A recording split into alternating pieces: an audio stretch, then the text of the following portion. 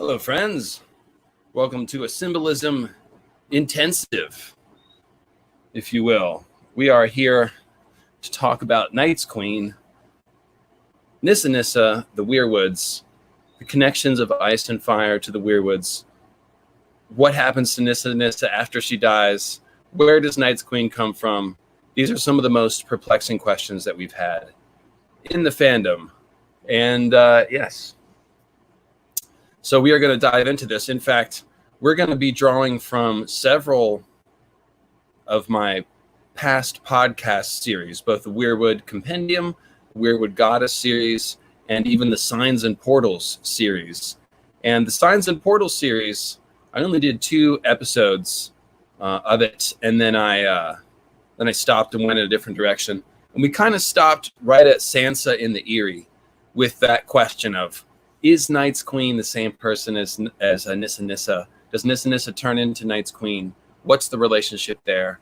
And we kind of threw our hands up in the air a little bit. And like I said, I went into some different directions. But we're going to try to not answer that question. But what I want to do is bring you guys up to speed on all the symbolism of Nissa Nissa, Night's Queen, and the Weirwoods, and solicit your opinion and see what you think about it. It is still an open question. I don't have...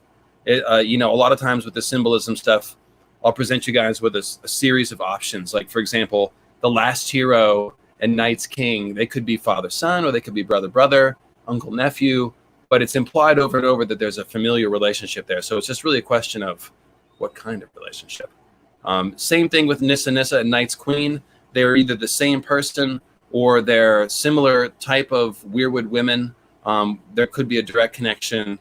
So... yes, and Elisa Patience, my faithful moderator, one of them, says that she thinks Night's Queen is Nissa Nissa after the creation of Lightbringer. That's a very distinct possibility that we're definitely going to cover. And what we're going to do today, like I said, we're going to be sort of gallivanting through several of my podcast series and not quite summarizing, but just sort of pulling things out of different episodes to try to put the picture together for you guys. That's what I'm trying to say.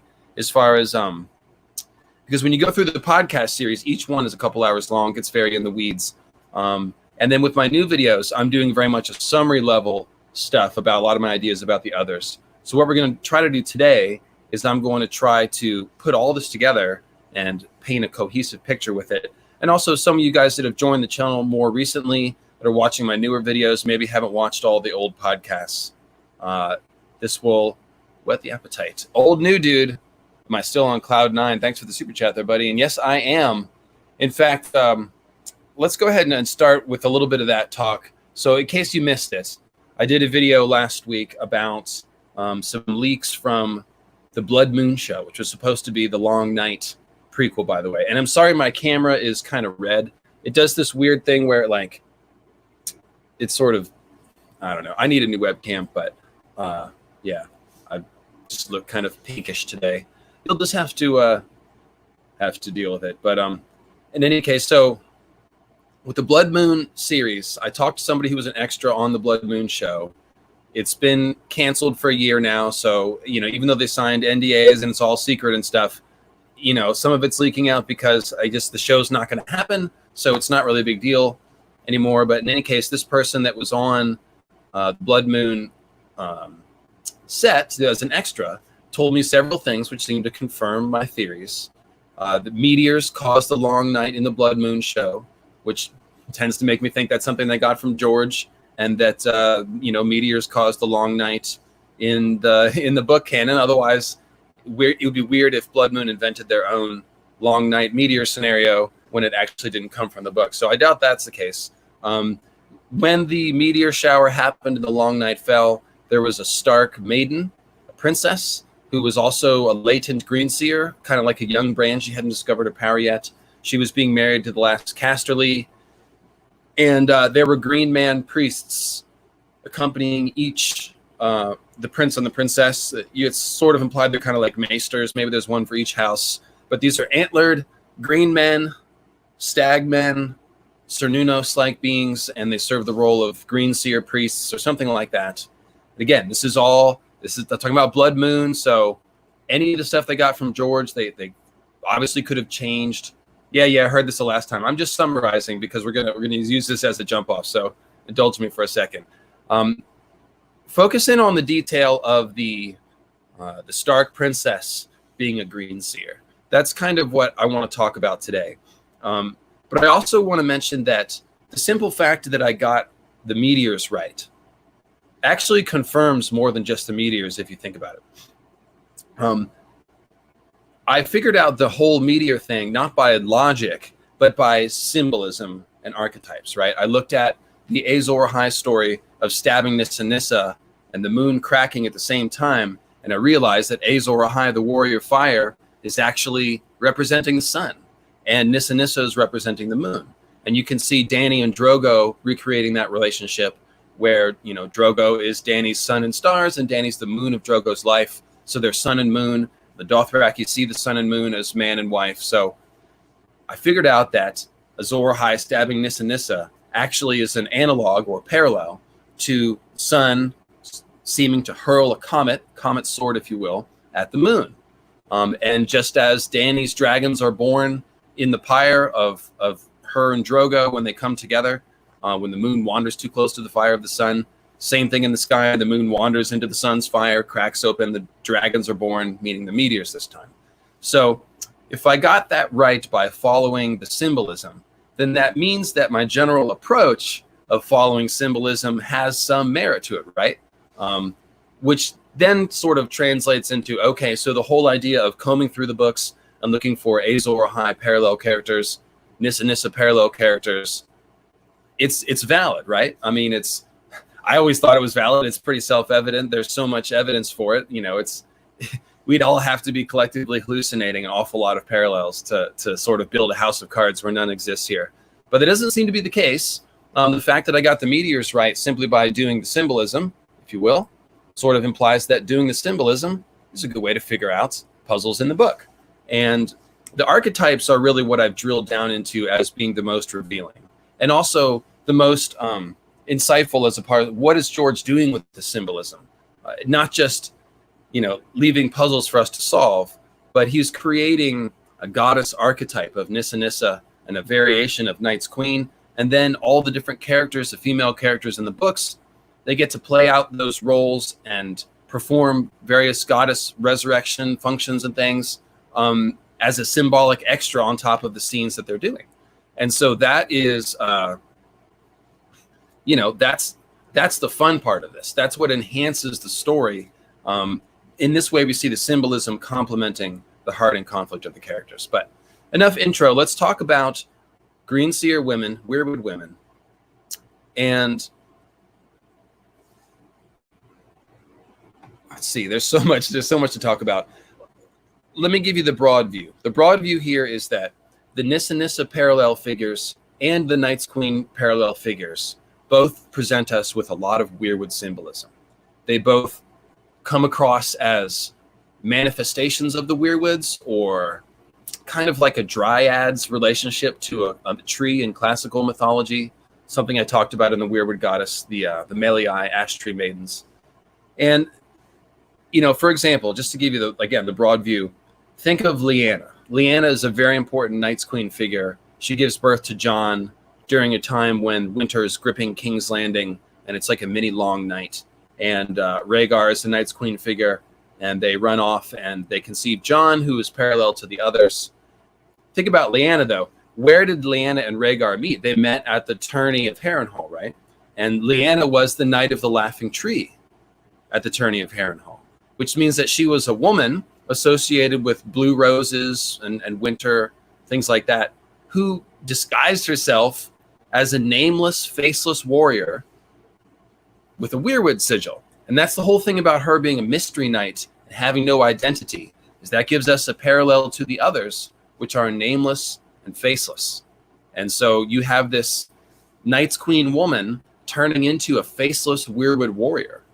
Now, the way that I would interpret that is that Night's Queen gave birth to the faceless Weirwood warriors. So Lyanna is kind of giving birth to the Knight of the Laughing Tree, which is like a new character, but it's a Weirwood warrior. And we see a similar thing with Val. Okay, so Val is another very important Night's Queen figure. I don't want to spoil too much because I've got a cool Val and John Night's King and Queen scene coming in my new video, which is going to be called Night's King Azor High. And it's going to be all the evidence for Night's King being Azor High. But Val is a great Night's Queen character. She has skin as white as snow in the moonlight, and she has blue eyes, and she wears all white. She wears a snow bear cloak, bleached woolens and bleached leather boots. And then she has this cool Weirwood brooch, and she also has bone fastenings on her cloak. And of course, Weirwoods are always bone white. I see a super chat right here. Henbot. I think it is likely that the last Casterly is the Night's King because it explains why they vanish and why the Starks hide the name, if the Blood Moon is canon. That's an interesting idea. I've not thought too much about Lan the Clever or the Casterlys as far as like how they fit into the classic structure. Lan the Clever is one of those stealing the fire of the gods characters in that he steals the fire of the sun to color his hair, and then he propagates and has many children. So he's very like an Azor Ahai and a Garth figure. But I hadn't really connected him to any of the stories, either the last, any Casterlys or Lan. The one thing I have said is that Lan, it's said that he comes from somewhere else potentially, so he could be a Great Empire of the Dawn person. The Lannisters always have emerald eyes as opposed to green eyes. They sound like gemstones. So if you want your Lannister, our Great Empire of the Dawn descendants tinfoil, that's where you find it. That's an idea. There's a usurpation there. So I don't know. We don't have enough details about that to really speculate, but it's an interesting idea. And hopefully I can get some more details about all that. So I see Silja's piping up. Yes, Silja, I did. I did know this one. This is a good one. The Nissa or Nyessa, sometimes are spelled, were water nymphs in Greek mythology. That is correct. And also the Nissa is it's an elf legend in Scandinavia. It's usually a man, but it's also sometimes just genderless. And they're these little elf creatures that you leave offerings for them outside the door, and they treat you well. But sometimes they can enact curses and vengeance on you. Sometimes they're tied to a farm. If you take over an old farm, it's sometimes they're like the spirit of the old farmer and stuff like that. But the point is, they're these mischievous elf creatures, and they're used a lot of different ways in Scandinavian folklore. So we've got elves, and we've got water nymphs. And of course, the Green Sea Symbolism is something we're going to have to talk about today as well. So this is maybe a good time to do that. The Green Sea Symbolism is very easy to understand. It's brilliant but simple. The Green Seers swim, metaphorically, in the Green Sea. Okay, so any sort of astral realm or undead realm, afterlife realm, very frequently compared to the ocean, because the ocean is it's a dark, unknown, scary realm. So underworld locations, caves, the ocean, the darkness of space, all sort of symbolically interchangeable. And so the Green Seers live in the darkness and they navigate the astral plane.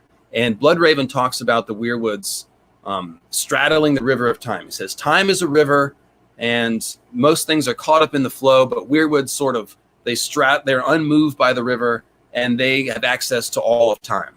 And of course, the word weir actually is, it does just that. The word weir applies to something called a fishing weir, which is kind of like a dam that's got fish traps built into it. So picture like a creek or river, and there's like a wooden dam built across it, but it's got like fencing so that the fish sort of get caught in this trap. And so it's basically a fishing weir is also called a fish garth.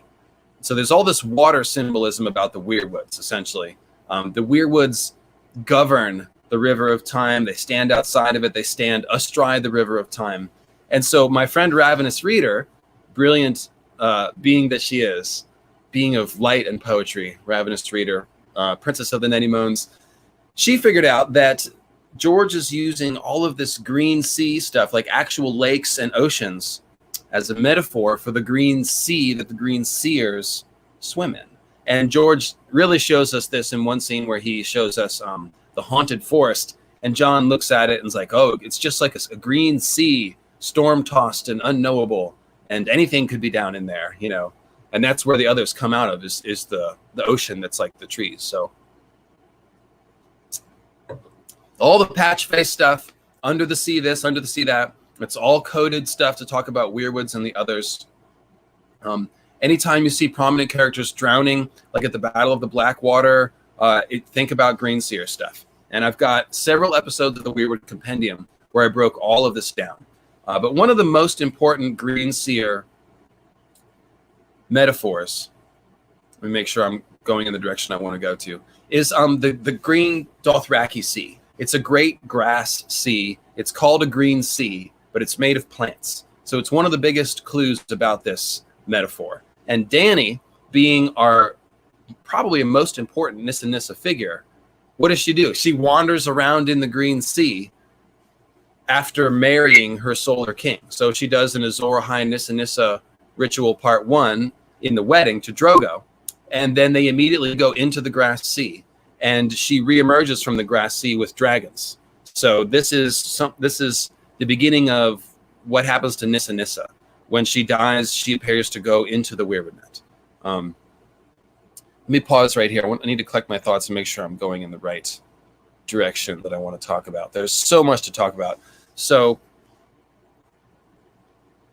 put a pin in that with Dany.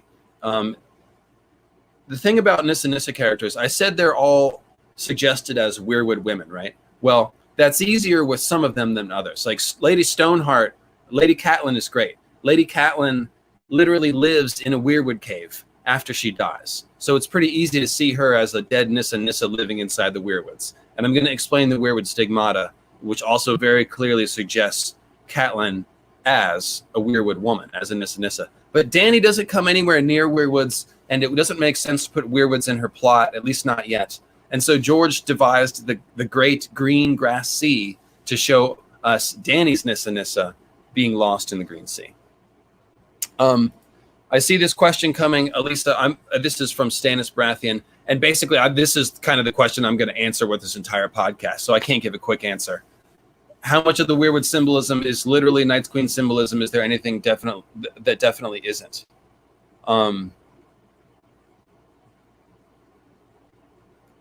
Well, like I was saying, Weirwood symbolism applies both to Nissa Nissa and Night's Queen, but those could be two different stages of the same person. So what I want to start by is showing you how both Nissa Nissa and Night's Queen have Weirwood symbolism. And then I'm going to get into the scenes which show us one turning into the other, possibly maybe. Okay, so I started off by mentioning Lyanna. She is a Knight of the Laughing Tree with a Weirwood sigil. Then we have Val, who walks around with a Weirwood brooch, and she also comes out of the haunted forest where the others come from. She has a lot of other symbolism that complements that. And then what she does is she brings all of the wildlings through the wall. So Jon uses Val as a go-between with Tormund. And essentially Val and Tormund are able to convince the wildlings to take Jon's offer to come through the wall. But in that scene where they're passing the wall, they're symbolized as others in like 8 or 9 different ways. And I talked about this in the Blood of the Other series. So I'm not going to go into it now. But they essentially, Val and Jon let the wildlings through the wall and into Westeros. With the wildlings symbolizing the others. And that's just Night's King and Night's Queen bringing the others into Westeros, but out of the woods, out of the Weirwoods. So just like Lyanna is a warrior coming out of the Weirwoods bearing a Weirwood sigil, so too is Val bringing warriors out of the Weirwoods. Little Arya does it. She goes at Harrenhal. She goes into the Kingdom of the Leaves and practices her sword fighting up in the branches, right? In the Weirwood Heart Tree, and gets angry at the old gods. And she's like stabbing the tree and stuff. And then she comes down and Jaqen H'ghar steps out from behind a Weirwood tree. But Jaqen H'ghar looks like a Weirwood tree. He has red and white hair, and he puts his hand in the mouth of the Weirwood and swears an oath to the old gods. And then they both come out like warriors from the gods would, and they wreak bloody mayhem on the bloody mummers and set a bunch of captives free.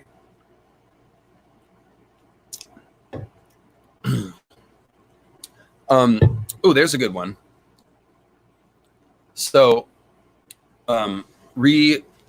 Barbascooled, I'm sorry if I'm getting that name wrong, asks if Weird could be related to the Anglo-Saxon concept of the predetermined fate. Weird, W-Y-R-D. Yes, George likes to layer the symbolism. There's also Bob Weir, the guitarist from the Grateful Dead, who gets a nod with the Weirwoods. So they're also think werewolf, because the weirwoods are kind of like werewolf trees. They're like the wolf's wood symbolism. Basically, there's a bunch of things that tie the trees and the wolves to each other. So, for example, ghost looks like a weirwood tree. That's pointed out many times. And then we have the wolf's wood that has lots of weirwoods growing into it. And I go into that more in the Grove of Ash, but I don't want to get too far off the beaten path here. But predetermined fate, obviously, that has to do with weirwoods. They they can glimpse fate, so that makes a ton of sense. It's a similar concept. Henbot says, with a super chat, what if green men leak implies part of the anti-magic stance of the maesters is because they know the green men used to be the advisors for rulers? Well, I don't know that that would be a direct motivation, but the maesters are very much like non-magical replacements of greenseers. They keep the libraries, they keep all the knowledge, they send the ravens, you know what I mean? So the idea that there used to be green men priests at every first man castle potentially makes a ton of sense. And we are told that originally the first men taught the ravens to speak and actually used skin changing to communicate messages as opposed to tying them to their legs. So it seems like everything the maesters do is a mundane version of what used to happen magically.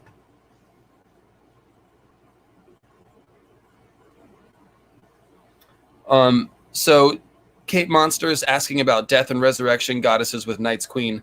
We will get into that. Hold that thought. We've got a few things to go through before I get to that. But yes, we'll talk about some different goddesses that Night's Queen resembles.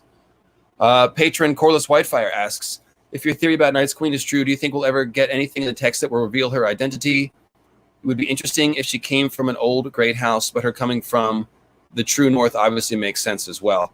Well, so I think she's a Stark. She's got to be a Stark. And in fact, I think the idea that Night's King was a Stark might be confused with Night's Queen being the Stark, because Night's King is Azor Ahai. And although I think there's a way that his brother or cousin or nephew could have founded House Stark, I think it could be that Night's Queen is the Stark. We've talked about the idea of Lyanna's ghost being in the tombs. Maybe Night's Queen's spirit is in the tombs. We've talked about that as well a couple of times. Night's Queen's spirit could be in the Weirwood net. She could be lurking. I also suspect that we're going to see Dany go north and interact with the Weirwoods and show us some more of what happens. And, all right. Yeah, the hard home question, I can't answer right now. That's too far off the beaten path. I think that the Maesters could have been rehearsing for the doom of Valeria with dragon egg bombs. That's my tinfoil. But so those two Night's Queen figures, Val and Lyanna, have obvious Weirwood symbolism. Then we have Alice Carstark. Alice Carstark, with her wedding to the Magnar of Thenn, is a very important ice and fire. There's ice dragon breathing cold air off the wall, and the flames seem to shiver. And Alice Carstark looks like Winter's lady and all this stuff. She has snow making a crown on her head. So it's very much a Night's Queen scene. And she is implied as a Weirwood lady simply by the name Stark, first of all. But let's see, I'm trying to think. What is her other Weirwood symbolism? That one, gosh, that actually wasn't the one I should have started with. That one I haven't thought about too much. There is something, but I forgot it. Alice Carstark. So then I guess it's the Magnar itself. Like the person she's marrying carries around a Weirwood staff, but there's something else too. I apologize, guys. I forget what the Alice Carstark Weirwood symbolism is. Then we have Jane Poole. She has a ton of other symbolism. She's described as a cold corpse when they drag her to the wedding.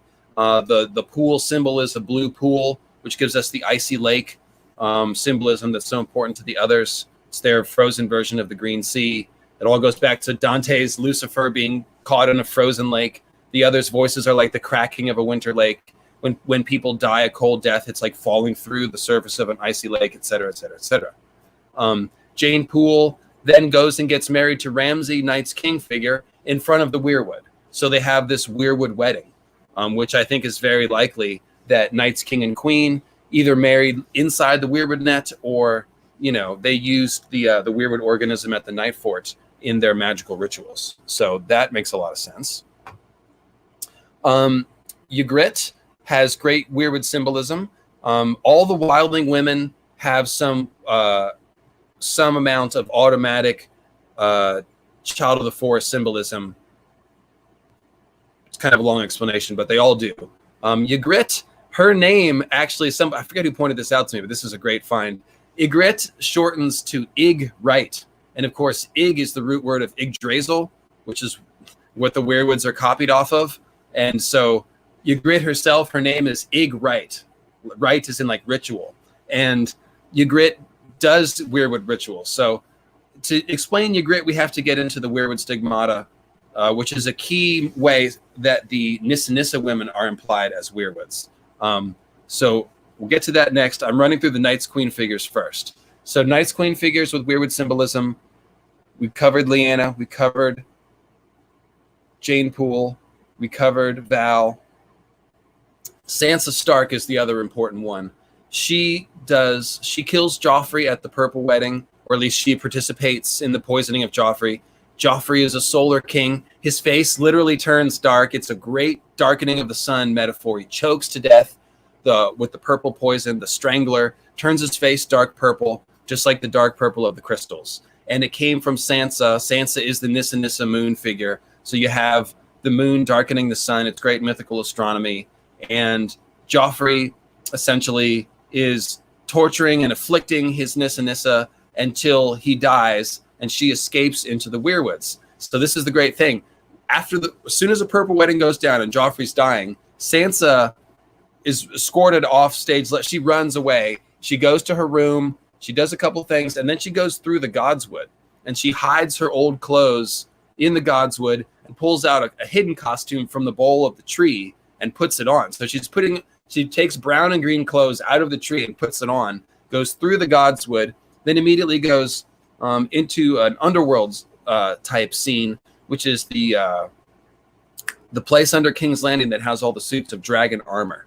So very much like Dany wandering the Red Waste, after Nissa Nissa does her Lightbringer death transformation stuff, she goes underground, she goes into an underworld. So Sansa goes through the Godswood into this dragon underworld. Then she climbs down the cliff and does interesting fire to ice transformation and gets on a boat and goes into the sea, which is the Green Sea. So this is the Weirwood net metaphor. Then she comes out at the Eyrie and everything is cold now.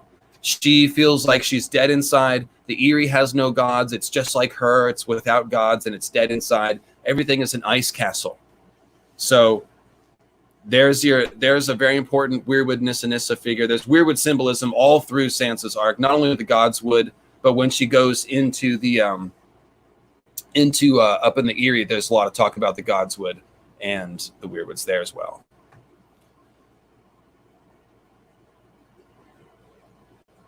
So yeah, my cowboy's wife says, with the blood moon info we know, I think the wedding of Alice and Sigurd needs to be re-examined. Carstark wedding, horns blow, Val and the Wildling army. Yeah, there's so much going on there. And again, that's in Blood of the Other. It's one of the Blood of the Others. Let me pull it up and see which one it is. We broke it down in detail, and I absolutely think it's a Knight's Queen thing. And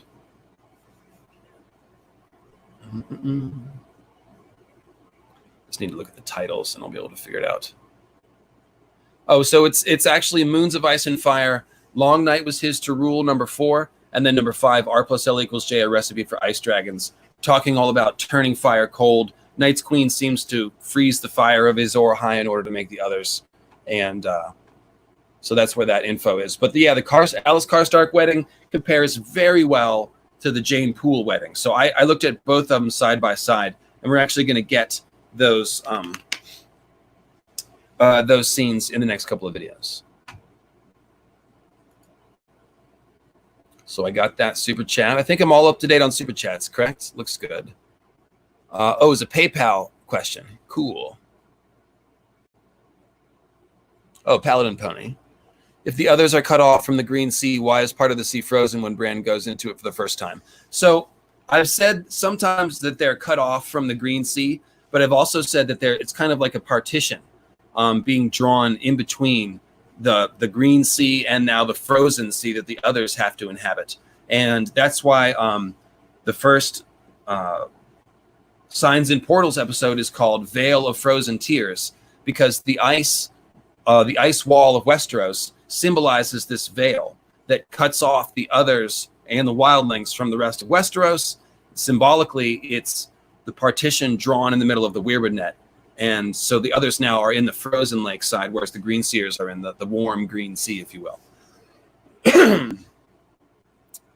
So every time you see somebody go into the frozen side of things, the frozen lake, they are going symbolically into the others' side of things, whether that's Bran or Sansa or Jon or Veramir Sixskins.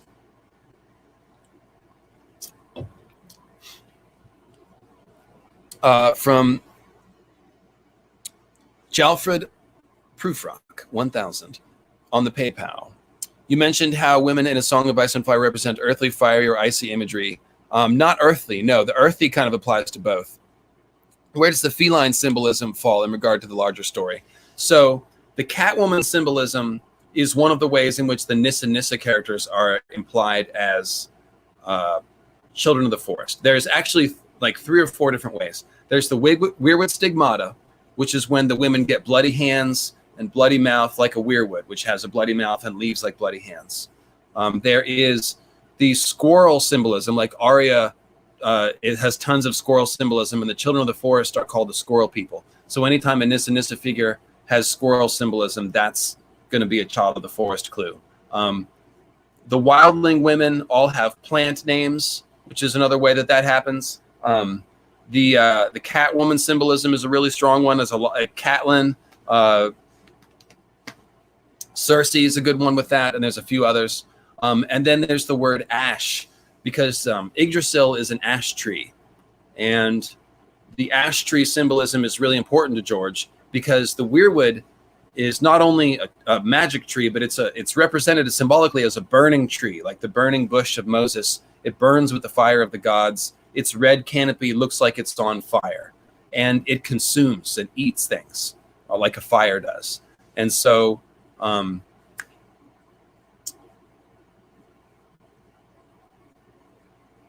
the ash tree symbolism is important, because if you have a burning tree, it's also producing a bunch of ash. So it's like a wordplay thing where it's an ash tree that's on fire that makes ash.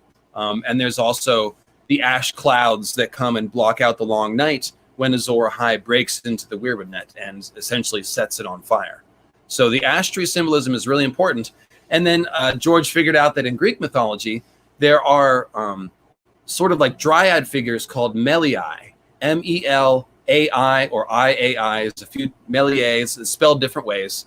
But it's the root word for Melisandre. That's where Melisandre's name comes from, I'm pretty sure. And so these Melii, they're these magical dryads tied to the ash tree, and they supply ashwood spears to the bronze race of men that are like their children. And so basically all of the children of the forest are like ash tree Melii. They are like dryads of the Weirwoods. And so a lot of these Nissa Nissa figures have ash in their names. There's so many. Melisandre of Ashai, Ashara Dane, Osha the Wildling, Asha Greyjoy, and I think there's 1 or 2 others. But so all the Ash women names are another way that it's done. So we're going to get into all of that, because I've got to run through all these Nissa Nissa figures and show you how they're connected to the Weirwoods. So, all right, I am so caught up. The lemon tree Danny mentions all the time, and the Weirwood tree. Is there a connection between the lemon tree and the Weirwood trees? It could serve as a symbolic clue, just to make us think about that, Danny's home has a tree. She always thinks about the house with the red door as her home, the place she came from. So it's implying she came from a tree or something like that.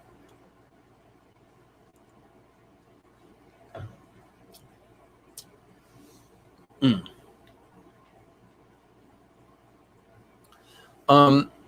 No, so Rosie, I think Night's Queen is specifically mentioned as being north of the wall, and that would kind of make sense. I mean, she has to come from the north if she's an ice priestess. And when we see the symbolic reenactment of it, Val comes from the north, and John sees her from right in front of the wall instead of on top of the wall. Also, think about this. Melisandre is an analog to Night's Queen, right? Melisandre comes from a Shai, which is like the heart of shadow, the heart of darkness, the heart of fire magic. And then, so where does Night's Queen come from? She probably comes from the heart of winter in that sense, like the heart of ice magic. So, yeah. What about the South Pole? I think we're working with the Northern Hemisphere, guys. Seems pretty clear that everything is pretty much north of the equator except for Sithorios. So, I think I've covered all the Night's Queen figures and their connections to the Weirwoods. I just did it at a glance. But you can see by those 4 or 5 characters that Night's Queen figures have Weirwood symbolism. And if we're counting Lady Stoneheart as a Night's Queen figure, which is debatable, we're going to talk about that too. She is in a cave, an underworld cave full of Weirwood roots, just like a green seer, or symbolically in a Weirwood, afterlife realm. So there you have it. And by the way, let me just check my email. If I do always appreciate the super chats. That's a fun way to get your question noticed real quick. If you want to make a slightly larger donation, or you want me to just get 100%, then paypal.me/mythicalastronomy is the way to do that. You can still send in a question. It gives you a comment field to do that. So, for example, Angelica sent in a 420 PayPal, says, thanks for the great work. You mentioned how women in A Song of Ice and Fire oh, I already got that question. Sweet. That's because my mods are on top of things. Sweet. So instead of missing things, I'm actually seeing it twice. There's another one, though, too. Let's see. This one. Sarah sent me a 42 for the Stannis anti-Trumpers. Okay, so I made a joke on Twitter. On Twitter, there was a meme, which A Song of Ice and Fire characters voted for Trump? And I said, people that like Stannis. And then, of course, some of the Stannis fans that are anti-Trump spoke up to be like, hey, not all Stannis fans. So I was just teasing. I like Stannis, so don't be triggered. Okay, so that's enough for Night's Queen figures. We're going to come back to the Night's Queen figures, and we're definitely going to talk about Thistle and Veramir, because that's kind of the most important scene for all of this. But I want to go back and summarize some of the Nissa Nissa Weirwood stuff, so you guys don't just think I'm just, out on a limb here. And I also want to stimulate some interest in my Weirwood Goddess podcast series. The Weirwood Goddess, I feel like, is my most underrated, quote unquote, series, in that, like, I just think there's some great symbolism of Georges that I've uncovered there. And because it comes after the Weirwood Compendium, it's just like way deep in there. And I feel like not a lot of people have put their eyes on it. But symbolism wise, it's some of the most clear and impressive stuff that I've seen anywhere. So, pull something up here.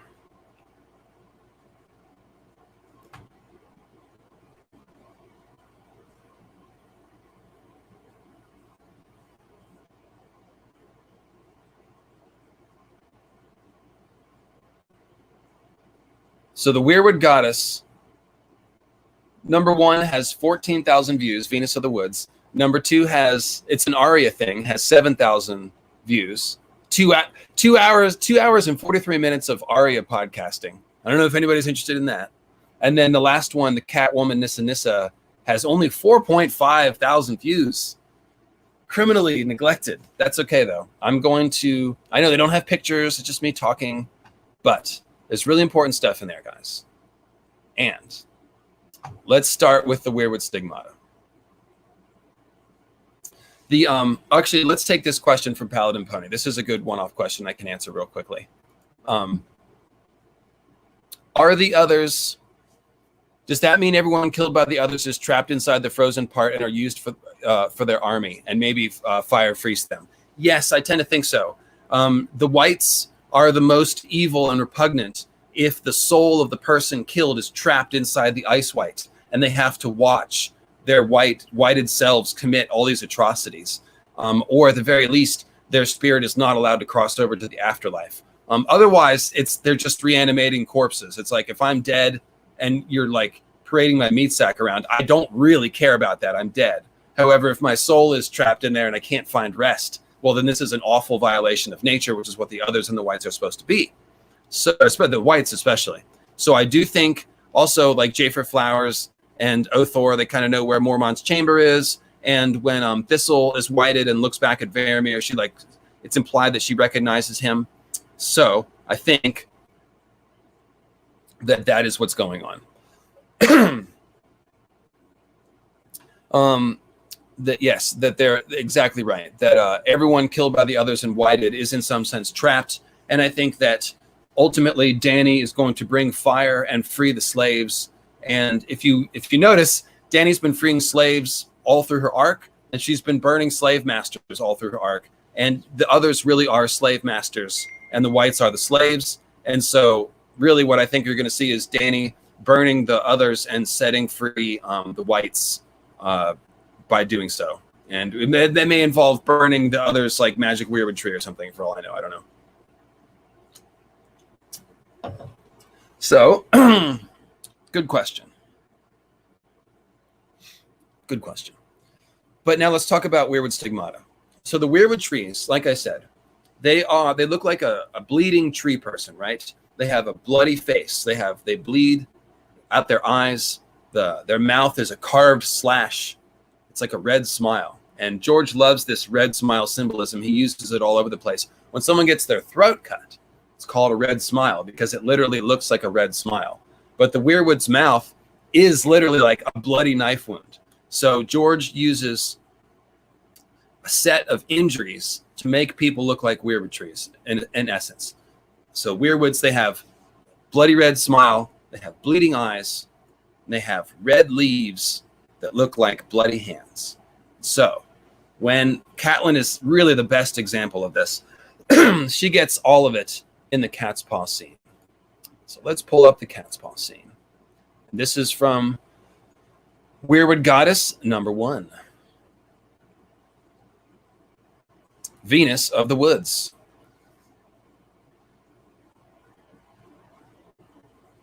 All right, so this is the scene where Bran is in a coma, and Catelyn is in grief and watching over his body, and the assassin who's just set fire to the library tower, which is a burning Weirwood tree, a tower that's on fire that contains books which are made of paper that contain knowledge. That's the same thing as the Weirwood tree. Thanks, Hat-Tip Ravenous Reader.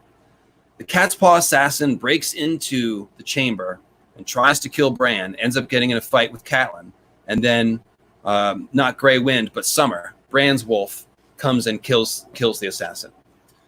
And, we got a super chat. Let me grab that. Don't want to miss super chats. Really appreciate the super chats, guys. I think that the wolves from Norse mythology that chase the sun and moon, Skull and Haiti, have something to do with a song of ice and fire. Yes, wolves, moon, sun, summer, sun and moon, ice and fire. Absolutely. And I talked about this in the Weirwood Goddess series as well, because Azor Ahai goes into the Weirwood net. Okay? Azor Ahai is a solar king. The Weirwoods are symbolized with the moon. Up in the sky, the sun sends its comet, which is like its seed, into the moon. And this is a symbol for a man giving his seed to a woman to make a child. So over and over, the man gives something that goes inside the woman. Things are born from this. It's all about reproduction. But it works the same whether you're talking about the sun sending a comet into the moon or a greenseer going into the Weirwood. So the Weirwoods are eating greenseers. They're eating the fire of the sun. So this really comes together well with Jon and Ghost. This is the way that it makes the most sense. Ghost is compared to a Weirwood over and over. Blood and bone coloring, just like the Weirwood.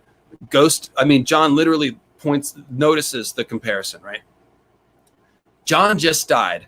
He's an Azor Ahai person. He's also a Night's King person. Where is he going when he dies? He's going into his Weirwood wolf, right? So Jon, the Sun King, is getting eaten by a wolf and by a tree at the same time, because the wolf represents a tree. And when Azor Ahai, the Solar King, dies, he gets eaten by the Weirwood tree. So there's many permutations of it. But yes, the Weirwood is like the wolves eating the sun and moon. Absolutely. It's a very cool parallel.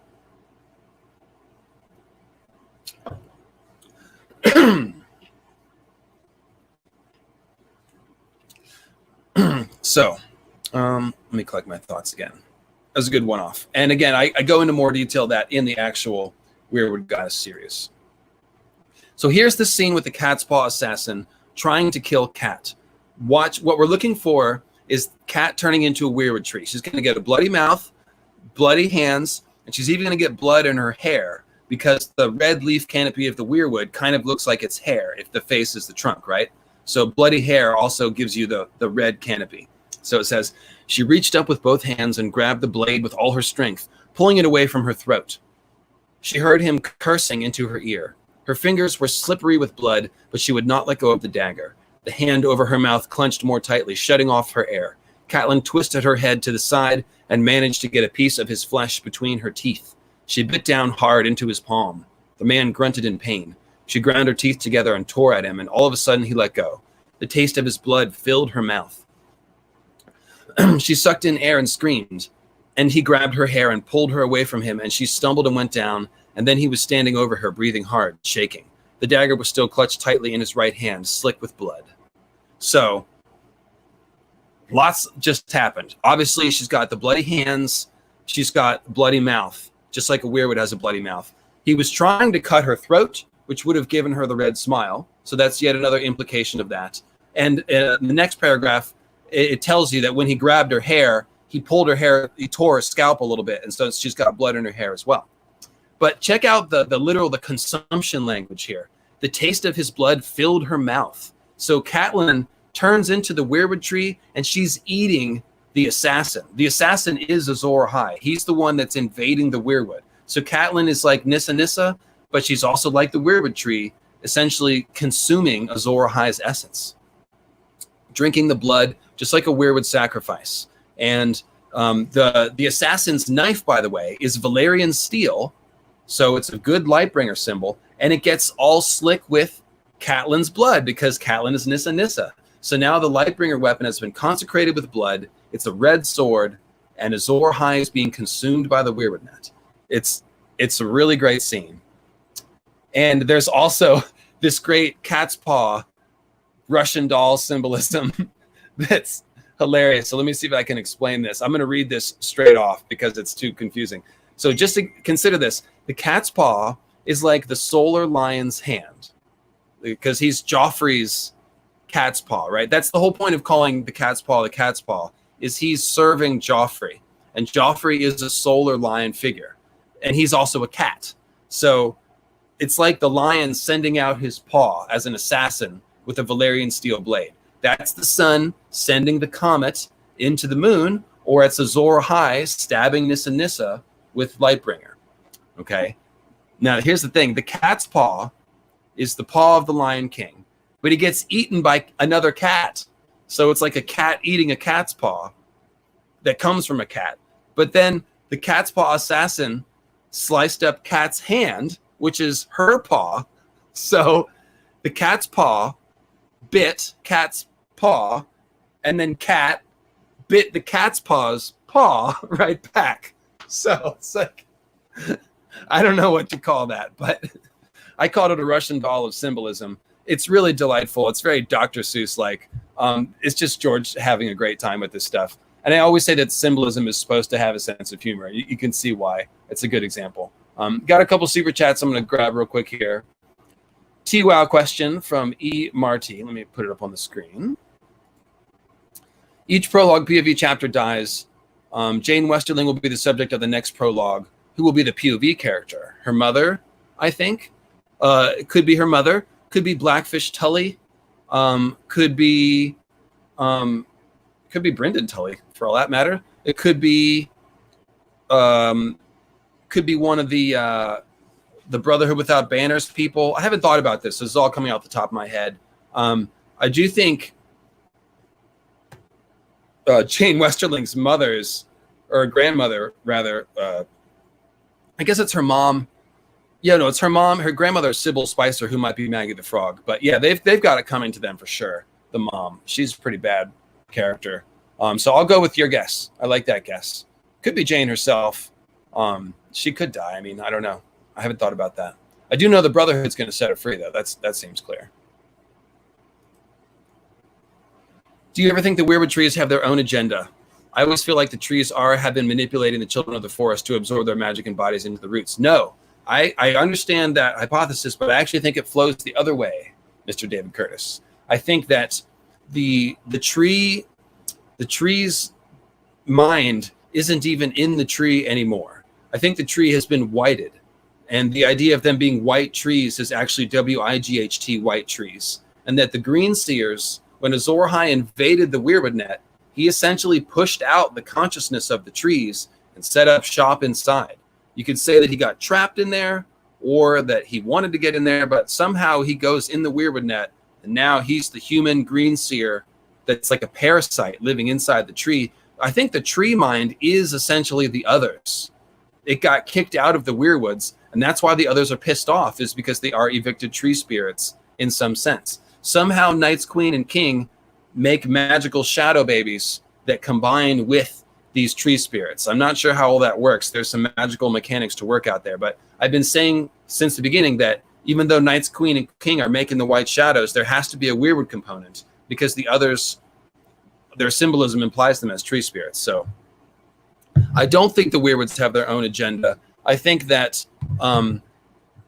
the others have an agenda, and what we need to do is get the greenseers out of the Weirwood trees, potentially so the others can go back in and stop killing people in Westeros, because that to me is the only satisfying answer for the others.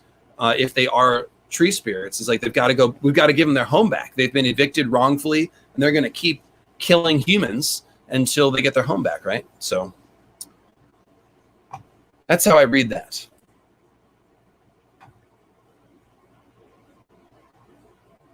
And this is where I remind you to click like, subscribe to the channel, share the video.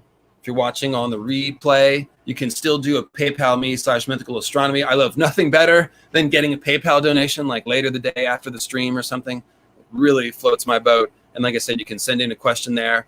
And if we're not doing a stream, I can even email you back and answer a question, which I did just yesterday. So,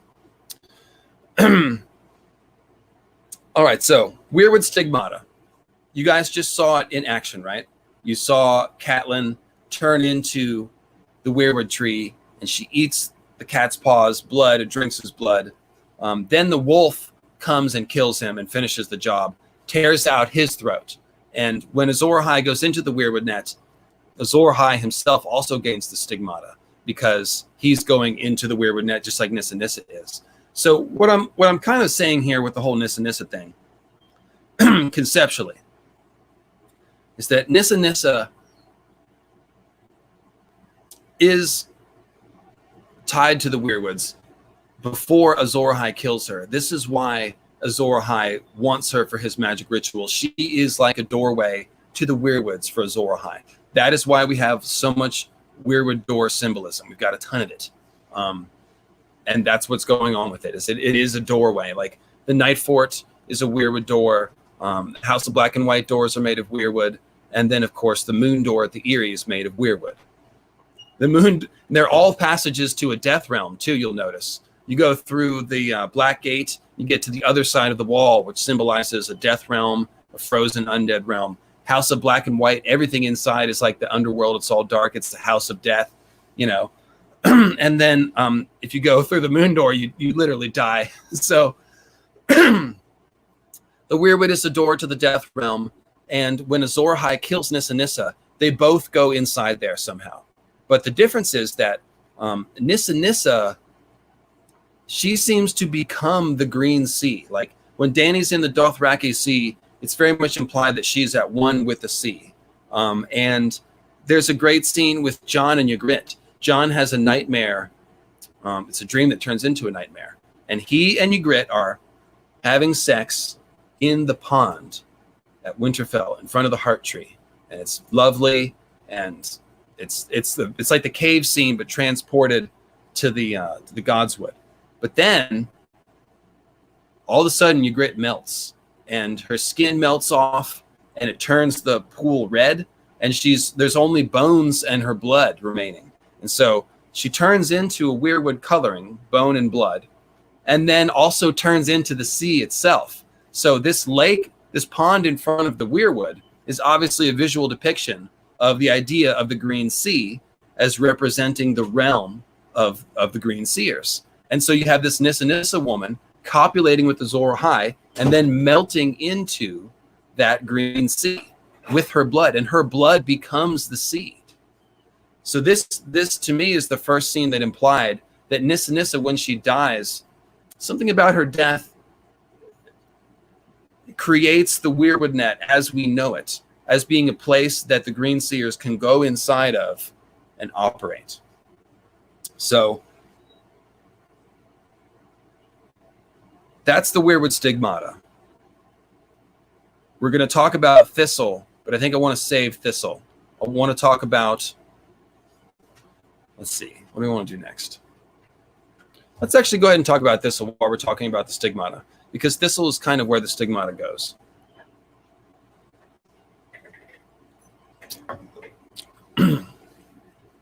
And oh gosh, look, it's 4:20. What is it, Central Time? 1 second.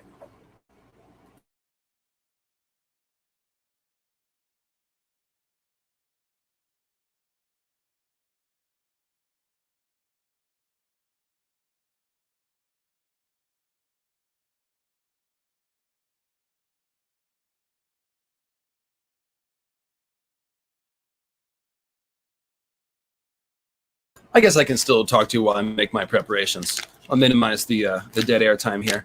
So, Veramir Six Skins.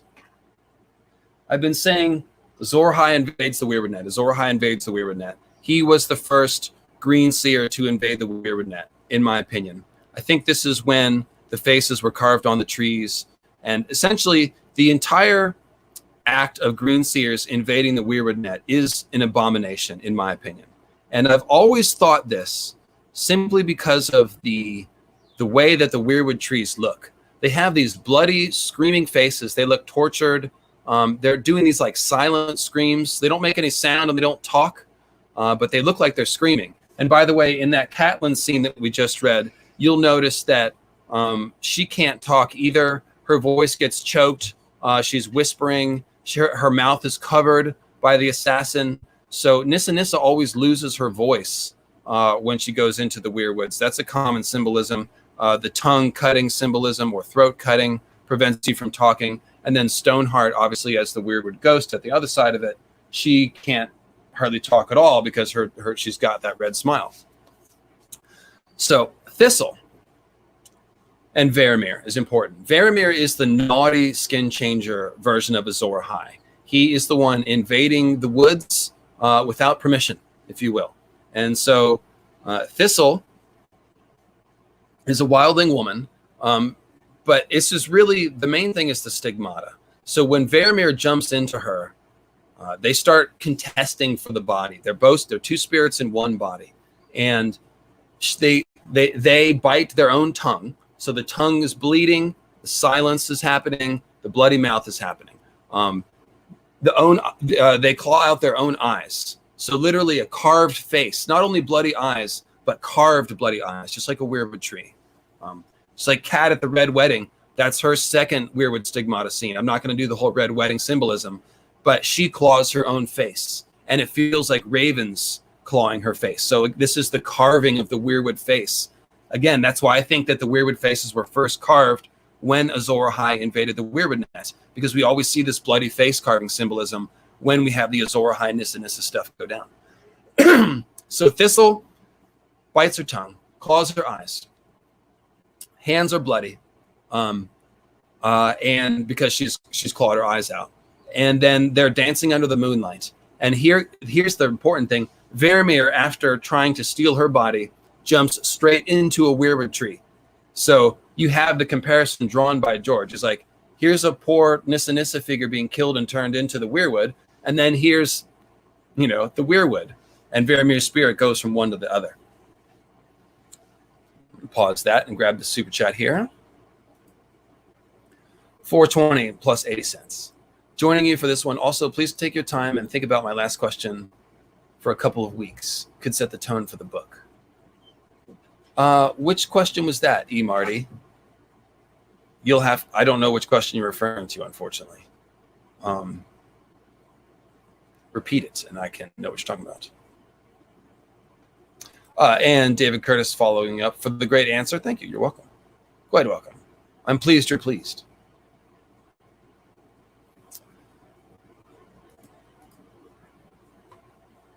Wiz the Smith. Hey, Wiz the Smith.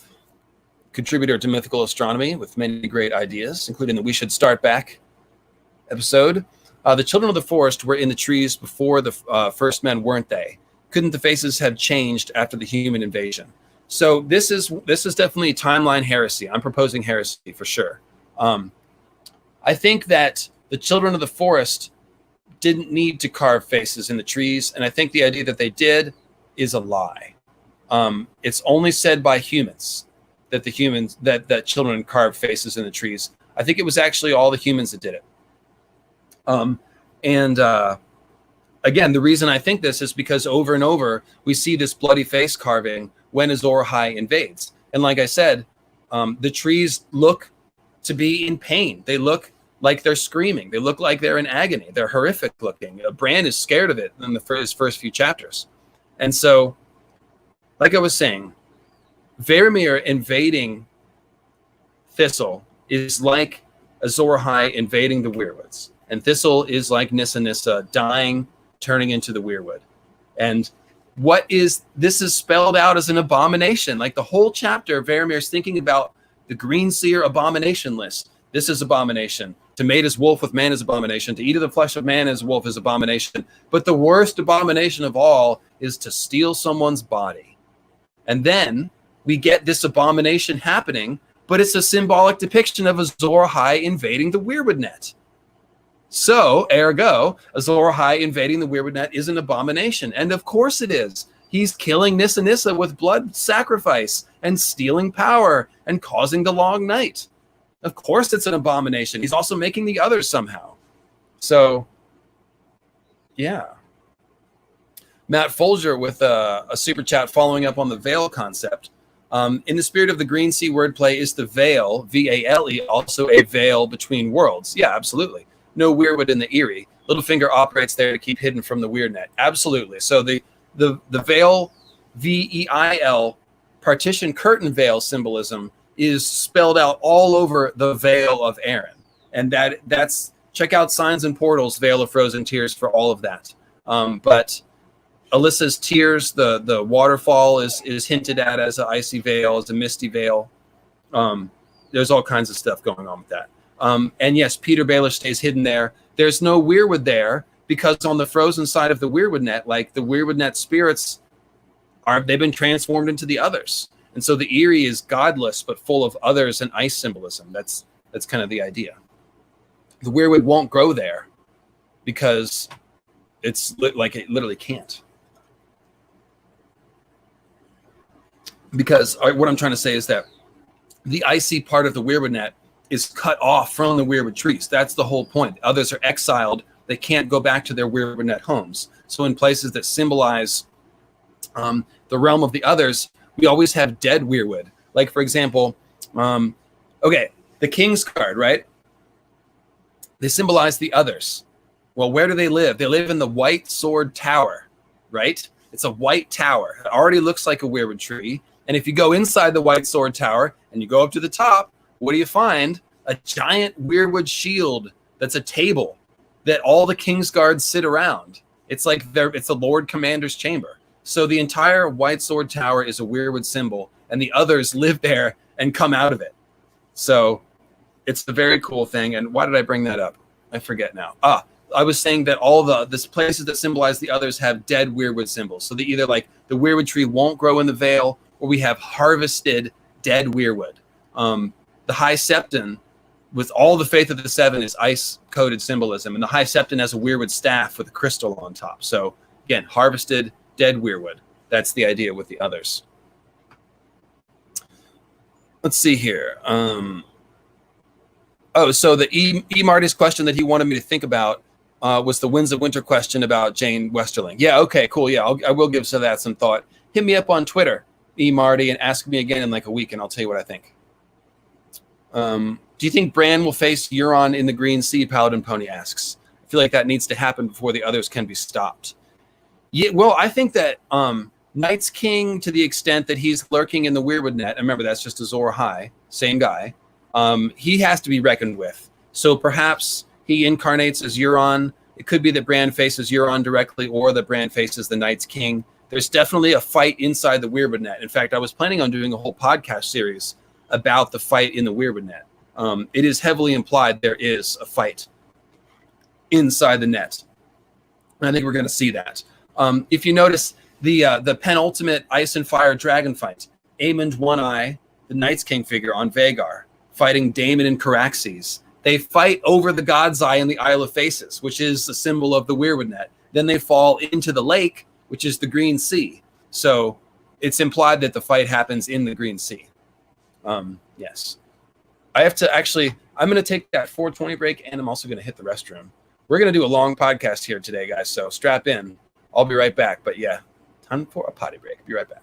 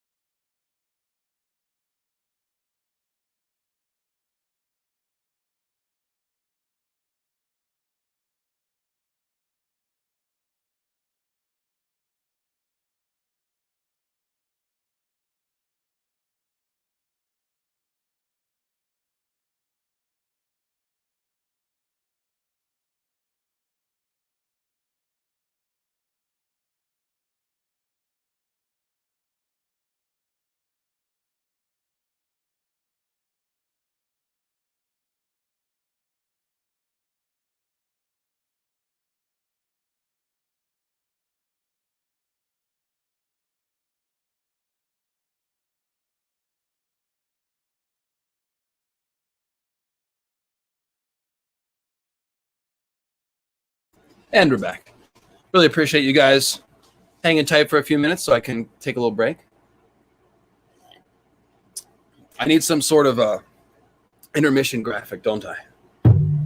Da-da-da, da-da-da, da-da-da, da-da. I don't, yeah, anyways. So, back on track. Bloodraven is the king of all 420. Changed my mind. No, dude, he's sitting down in the cave, getting high on the trees all day. Yeah, there's no doubt about that. Here's the question. Is it possible that the others could take control of the veil or spawn there if the veil parallels the veil between life and death? I don't think so. I think that's just a symbolic parallel. I don't think that's a literal connection there. Although I do think it's possible we could see an avalanche snow disaster on the Giant's Lance, because that would very much parallel Ice Moon disaster and the wall falling and all those kinds of things. But I don't think it'll be tied to the others directly. So yeah, that was the Monty Python intermission music from Holy Grail. But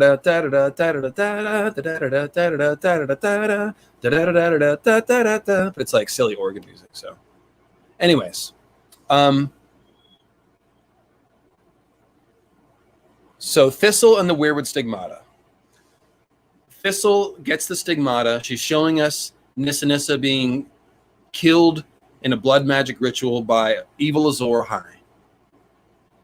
And what's cool is that what happens afterwards, right? So it's, like I said, it's presented to us as an abomination, which I strongly feel suggests that humans invading the Weirwood net is an abomination. It's not supposed to happen. So Veramir, after he does this with Thistle, he bounces to the Weirwood tree, and then he becomes a spirit on the cold wind, and he flies through the air eventually comes to rest in the body of the one-eyed wolf. And the one-eyed wolf is a great Night's King symbolism. Most of our Night King characters have the one eye Odin symbolism, but it's the icy version, okay? Euron has one blue eye. Aemond One Eye has one blue star, sapphire eye. Waymar Royce, after he's killed in the prologue, rises again as an otherized Night's Watchman. He's symbolizing Night's King. He's got the one blue star eye. So what you've got going on there is... oh, I lost my train of thought. 1 second. The one-eyed wolf. So Veramir going into the one-eyed wolf is Azor Ahai becoming Night's King. And the cool thing is that he's standing on top of a hill, the wolf is, when Veramir goes into his body. And then he's looking down the hill on the parade of whites that's going by. And so it's very much like Veramir is like a battle commander on top of a hill watching his troops go by. And indeed, he is the symbolic Night's King figure there. The thing is, Thistle is now a white, and she looks up at Veramir and recognizes him, or it says she sees me, is the last words of the chapter. And so, Nissa Nissa, the Weirwood Stigmata victim, has now become whited. She's become a Night's Queen. She's become an otherized Nissa Nissa. So, like I said, this also kind of happens with Lady Catelyn. She gets 2 different Weirwood Stigmatas, and the second one is at the Red Wedding. After the Red Wedding Weirwood Stigmata, her body is thrown into the Green Fork, which is more terrific Green Sea Symbolism, right?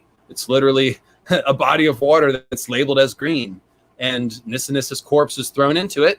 And then where does it surface? But inside of a Weirwood cave, like I said. So this is not cryptic in the slightest here. This is very straightforward symbolism.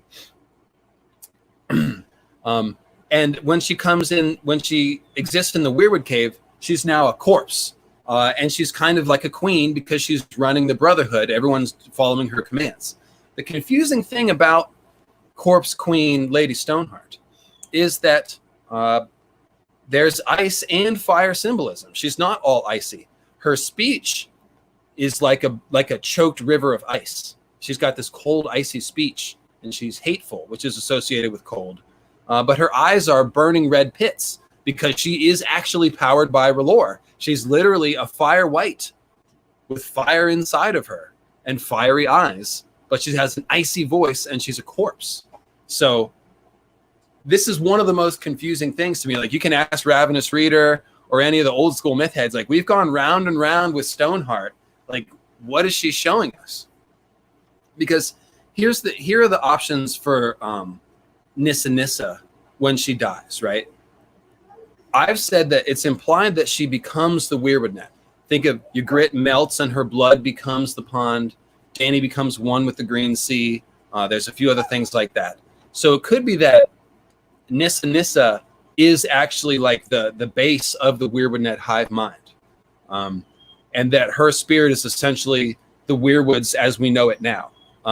This makes a lot of sense to me because the Night's Watch are the opposite of the others. And the Night's Watch swear fealty to the Weirwoods, right? Before the Andals came, and all the Night's Watchmen would have sworn their oaths to the Greenseers, like I said many times, just like Jon and Sam do. They would have gone to the Weirwood Groves and pledged their oaths. And of course, my Green Zombies theory stipulates that the first Night's Watch were resurrected whites, just like Jon's going to be, just like Cold Hands is, because of all the death symbolism of the Night's Watch and resurrected Green Man symbolism. And so you have this sort of parallel structure. You've got the Weirwood, the Red Weirwood, and its servants, the Night's Watch. But then you've also got the others who are tied to like the frozen, dead Weirwood ideas. And they're tied to Night's Queen, who's a Weirwood lady. And so when Nissa Nissa dies, a lot of the times the symbolism indicates that she becomes the Weirwood spirit. But other times she becomes a corpse. Like, so Stoneheart is kind of both. She's a corpse lady, but she's inside of a Weirwood cave like a greenseer and sort of pulling the strings, on the realm outside. And Sansa, like I just explained earlier, Sansa not dies, but she goes through the transformation at the Purple Wedding. Her Solar King dies. She goes into the Godswood. She goes into the underground realm. She escapes. There is death symbolism because she changes her name. Sansa Stark disappears, and she becomes Elaine Stone. Elaine Stone, Lady Stoneheart. And they're both showing us what happens after Nissa Nissa dies. So Elaine Stone goes to a cold, ice other realm. But Lady Stoneheart goes to a hot Weirwood realm. She's powered by fire. She's living in a Weirwood cave. And she's taking over for Beric, who had the flaming sword and stuff. So this is why I say I'm not sure. I've almost talked about Nissa Nissa being bifurcated somehow. Like half of her goes and becomes icy, and half of her becomes the Weirwood net. You think about Elaine Stone, like Sansa is kind of bifurcated into Sansa and Elaine. And even the character of Elaine is kind of like a corpse that Sansa is inhabiting. Like her and Peter sit there and create this character like an empty shell and said, oh, she was kicked out of a sept, and she this and that happened to her, and she doesn't have parents because this. And so it's like this character that they invent, almost like a golem or something. And then Sansa steps into that role and becomes Elaine Stone. But just as Lady Stoneheart is internally powered by R'hllor, Sansa is not totally frozen. Inside, like she's dyed her red hair to be chestnut, like a tree, but she's going to let her red hair grow back out, and she's going to become a Stark again. She's going to reclaim her Sansa Stark identity, right? And she's going to throw off Peter Baelish. She's going to leave the Vale. So you can see how this is set up. Like Nissa Nissa is almost like hibernating. And even that chestnut symbolism, like a chestnut is a seed, right? So think of, and I know I'm going fast here and talking about all kinds of different things. I told you it's going to be symbolism intensive. So think about Nissa Nissa, her spirit, kind of like that seed to trigger a new spring, right? And so Sansa goes into the Vale, into this frozen realm. She puts on an outer costume that's not herself. She feels dead. She loses touch with everything. But then she's going to come back into her own. Her hair's going to grow back out. She's going to look more like a fiery Nissa Nissa person again. And same thing with Stoneheart. She's got the internal fire. So all kinds of things going on. Oh, you guys hear the puppy? Yeah, I can't do anything for the puppy. If the puppy's in the room, Quinn left, and I can't let the puppy out. It'll cause chaos. So you're just going to have to deal with it. Sorry. The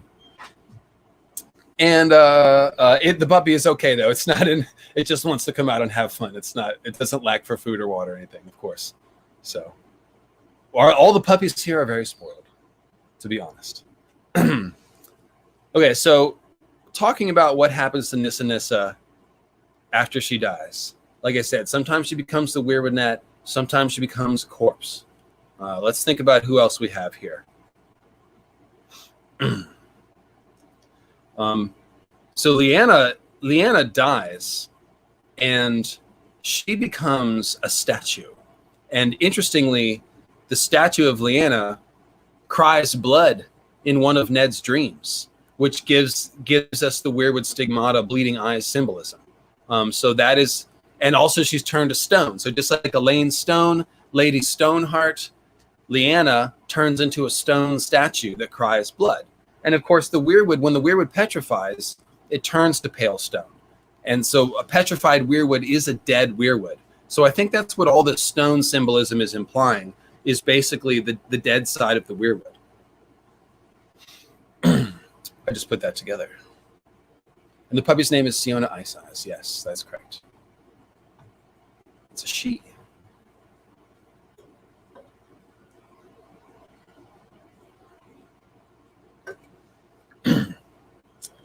We're actually getting through a lot of material today. I'm pretty happy with how this is going. Is any of this making sense, by the way? Particularly, I'd like to ask those of you who've come to my channel more recently and maybe haven't read through this Weirwood compendium stuff that I'm talking about. Tell me how much this is making sense. I'm trying to summarize. And sometimes when I summarize and skip over the details, it just seems like I'm pulling shit out of my ass or whatever. But yeah, tell me how this is sounding to you guys. Hey, LML, what about Ned as a Solar King, Catelyn as a Fire Moon, and Ashara as an Ice Moon, forging Ned as Lord of Winterfell, Robb? Okay, when you do the water lion and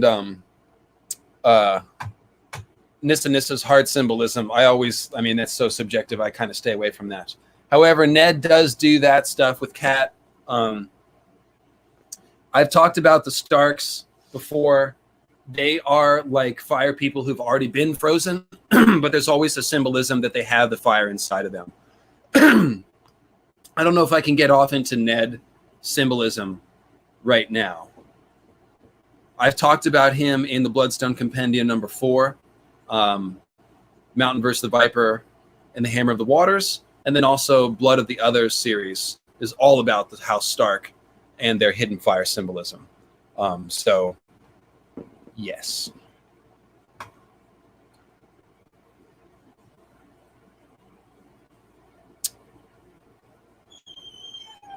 All right, so looks like you guys are enjoying the discussion. Somebody says they don't really understand it, but they enjoy it still. That's cool. The Weeping Maiden of Lys is Pale Stone 2. Oh, yeah, there you go. So there's another one. There you go. So, yes. All right, so let's talk about Dany. Let's do. Dany potentially...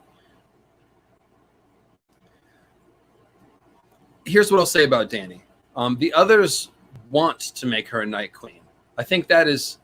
Oh, did I miss some super chats? Let me go back and see if I did. No, I got this one. Although I need to give a better answer for a $20 super chat. So, obviously, I've suggested Catelyn is the Nissa Nissa figure. Ned would obviously be the Azor Ahai figure. Like I said, the Starks are mostly showing us the icy transformation post Azor Ahai, but they always give us clues about there being hidden dragons in Winterfell, both dragon's eggs in the crypts and the fiery serpent that Summer thinks is a dragon when it catches on fire. Now, as far as Ashara goes, she could be because just in case you don't know, all the Azor Ahai figures have 2 ladies, just like we once had 2 moons. And it's usually ice and fire. So Stannis has Selyse and Melisandre. Jon has Ygritte and Val. Aegon has his 2 queens. Rhaegar has Lyanna and Elia. So, to the extent that you're looking at Ned, then it would be Catelyn and Ashara Dayne, for sure. But I think that sometimes the Nissa Nissa symbolism is kind of confused, because Ashara leaping from the tower, that's dying Moon Maiden symbolism, and she has, her child dies, and a lot of that aborted baby, dead baby symbolism applies to Azor Ahai and Nissa Nissa, like when Dany miscarried and had her lizard baby. So they both have some Nissa Nissa symbolism. I had to sort out the icy stuff to say ice and fire, but so actually that is a good question. Somebody's wondering who might Stoneheart pass along the flame of life to. Looks like I'm up on all the super chats. I think I have caught them all. Let me know, mods, if I haven't. But I'm looking in the mod chat. It looks like I'm on it. So who will Stoneheart pass on the flame of life to? This could give us a clue about Nissa Nissa's rebirth or her aiding the rebirth of a last hero type figure. So I definitely keep an eye on that. That could be interesting. Now, as far as Dany goes, so Dany goes to the House of the Undying, right? In fact, we can trace this whole path. It's similar to Sansa's, right?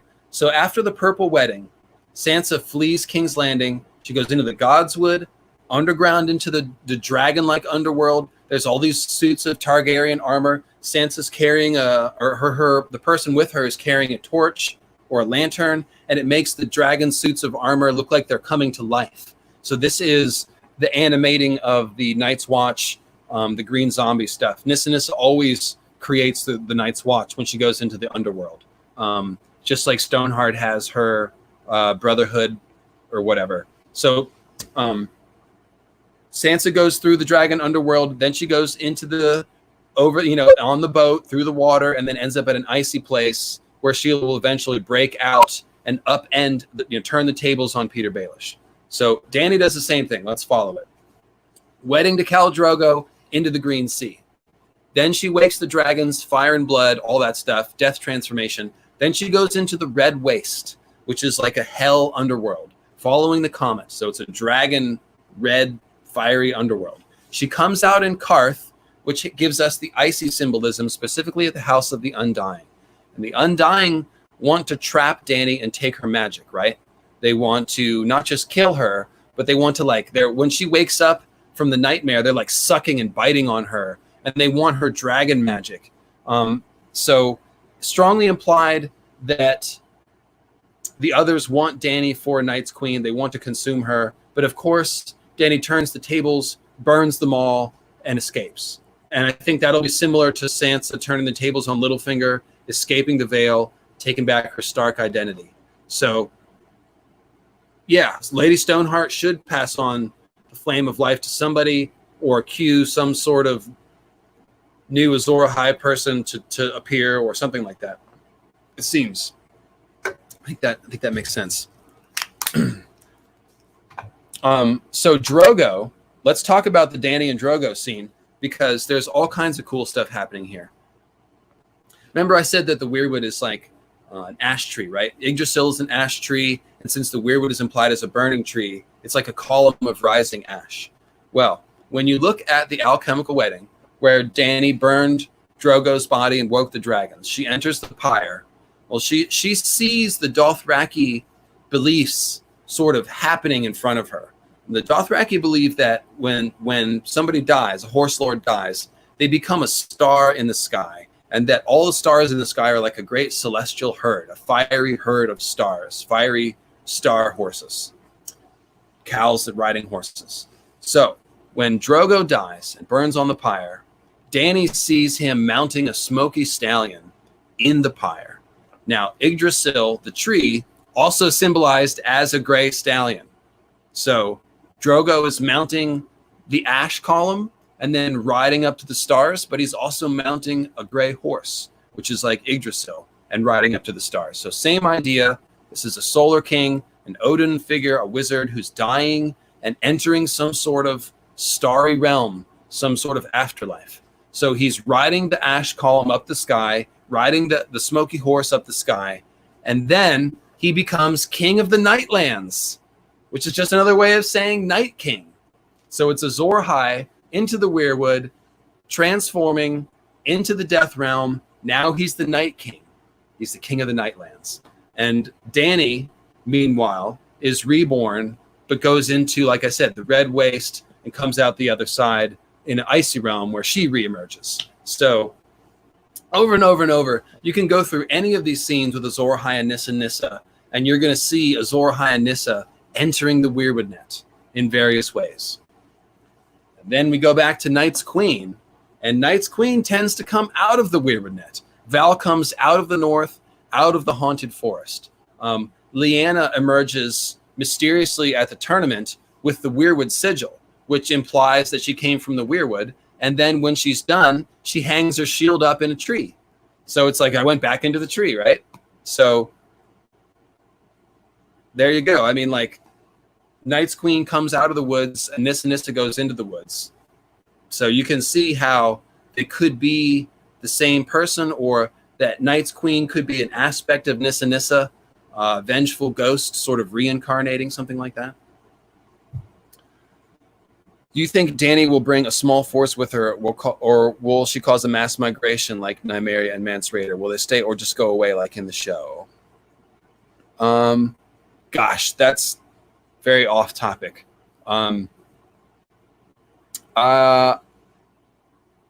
Probably more on the mass migration side, I would say. And I think everyone's going to have to live together peacefully or something afterwards. Yeah. I'm not really sure. It's not where my head at's right now, Toby, so I probably can't answer that question very well. Another thing is that, so Dany sacrifices Miriam Door in the pyre to create the dragons. Also, arguably, the sacrifice of her stillborn baby goes into the creation of the dragons. Similarly, we've got this whole mystery of how the others are created, which should parallel this. And you've got the idea of Night's Queen and King making shadow children, and Craster giving his babies to the others. So you've got, whether you're making dragons or making the others, it's implied that like there's definitely death has to pay for life. People and perhaps children have to be sacrificed. So just think that's an interesting parallel.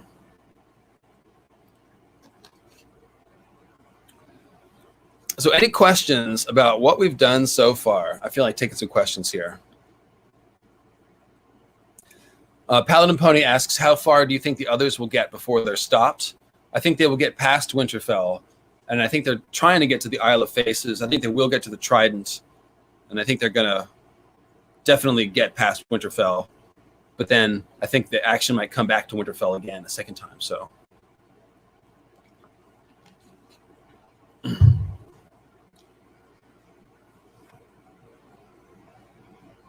okay, here's a good one.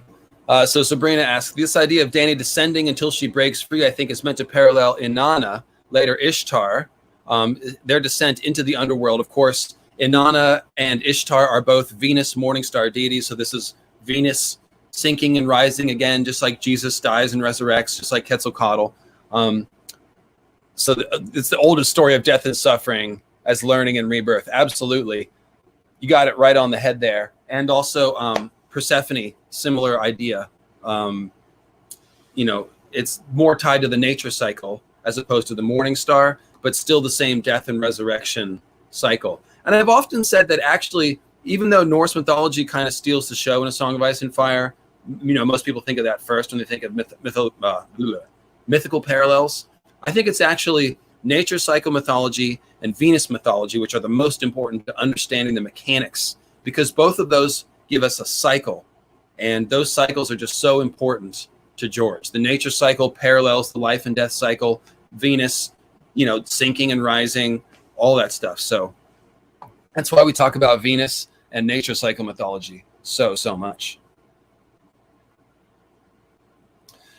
And so, yes, I also said I was going to talk about some other goddesses. So I'm not an expert on Skadi, but I'm going to pull up the Wikipedia here. And we are going to throw a few things out. Definitely think this is where George got some ideas about a Night's Queen. And specifically a Night's Queen that is not a corpse queen, but rather an icy priestess. And of course, I forgot to mention it in my video, but the title Corpse Queen could imply someone who is the queen of corpses, not a corpse herself. And if she's the head other, then she would be the queen of corpses. So Skadi, or sometimes Skathi, is a Jotun and a goddess associated with bow hunting, skiing, winter, and mountains. Skadi is attested in the Poetic Edda. She's the daughter of the deceased Piazzi, and Skadi married the god Neodor, and these, I'm not saying this right, as part of the compensation provided by the gods for killing her father. Later, she splits up with him and marries Odin, and that's the interesting thing. And they produced many children together.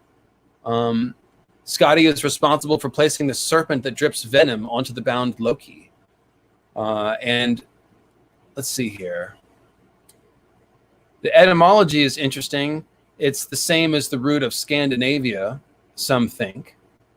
And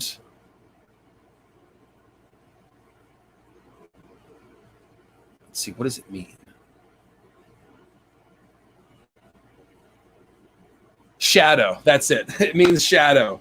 It means like the cold shadow of winter.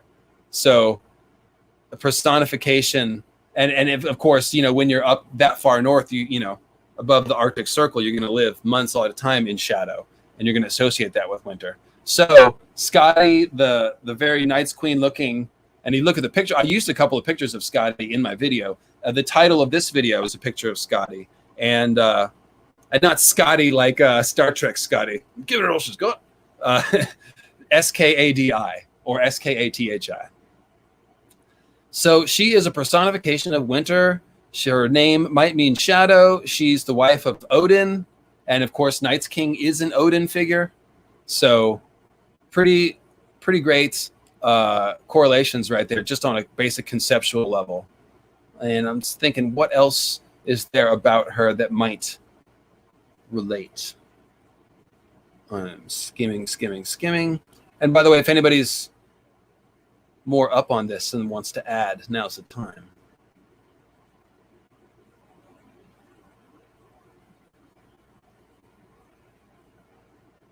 So that's probably all I can say quickly off of this. So I don't want to keep reading. But she's the wife of Odin, and she's like a Night's Queen. So there you go. That's probably that's probably the correlation there. And she's beautiful, and she's a beautiful, she's not a corpse, like I said. So I think this is definitely a model for Night's Queen, and supports the idea. And she's also kind of like, you see her, she's got depicted with antlers and with, she looks very Child of the Forest, elf-like. So you could just see, like, works very well as the Night's Queen, as an elf woman, as a part Child of the Forest figure.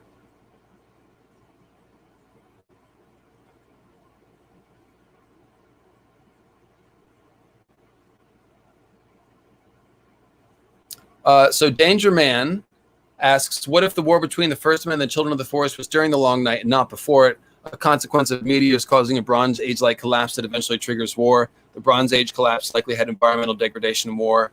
What if the First Men cut down the forest due to the meteor devastation, which caused conflict, and then the others strike? Well, conceptually, that all makes sense, but I always follow the symbolism on this stuff. And the timeline that the symbolism spells out is essentially that the First Men warred with the Children of the Forest right up until the meteors strike.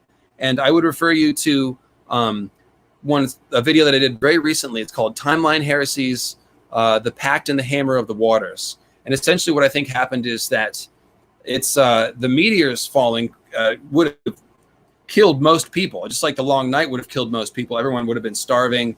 And this is why the First Men stopped warring on the children and turned to them for help. The last hero turned to the children for help. The Night's Watch was formed by the children. So we know the children helped mankind survive the Long Night. And this is the kind of thing that would make the First Men turn around and start worshiping their gods. And so I think that after the Long Night, the First Men mostly worshipped the greenseers and were closer to the children, although they still warred somewhat. So that's my timeline. But if you want to see my full arguments, check out that video.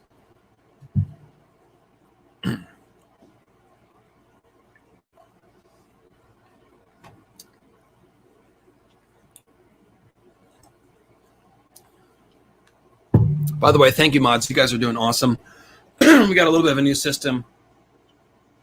Got a mod chat open on the Discord so that I don't miss any questions, and I appreciate that. So Jasleen points out that Skadi brings the winter while Persephone brings the spring. So they're kind of like opposite sides of the coin there. Very cool. Yes, that's true. Oh, see you later, Elisa. Thanks for hanging. Cheers. Thank you very much. Paladin Pony asks, do you think all the Faceless Assassins are part of Euron's plan, the Faceless Men, and that's why one is at the High Tower and one was trying to go to the Wall? Could be. It's definitely in play. But I think that we're going to see that the Faceless Men have their own agenda as well. Somebody is asking me about Nyx. Can you address the issue of Nyx in mythology? Kalisa asks. I've looked that one up before, but let me pull it up again because I don't know it well enough off the top of my head.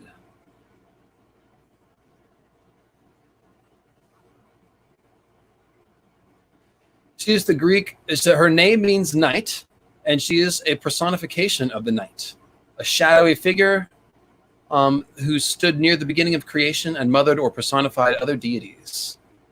Her parents are chaos. Nice. A figure of such exceptional power and beauty that she is feared by Zeus himself. BAMF. She is born of chaos. She gives birth to brightness and day. Let's see. She gives birth to doom and death and sleep and dreams and all kinds of other things.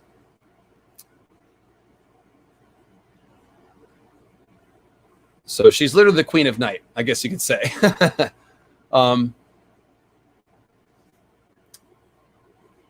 Here's a cool picture. I'll screen share this, guys. Give you a little visual here.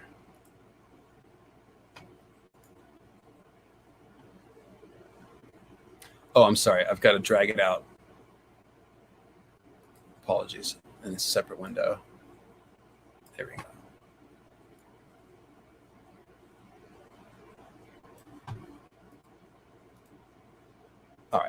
1 second. This will be worth it. Share screen. There she is. So I can't make it bigger, but you can see that she has a cool blue starry veil over her head. That's the thing I wanted to point at. So very cool depiction of a night goddess there. So what is the point of Nyx? Is there something in her story that I'm supposed to know that I do not know off the top of my head? It's basically just a Queen of Night figure. She brings prophetic dreams. That's cool.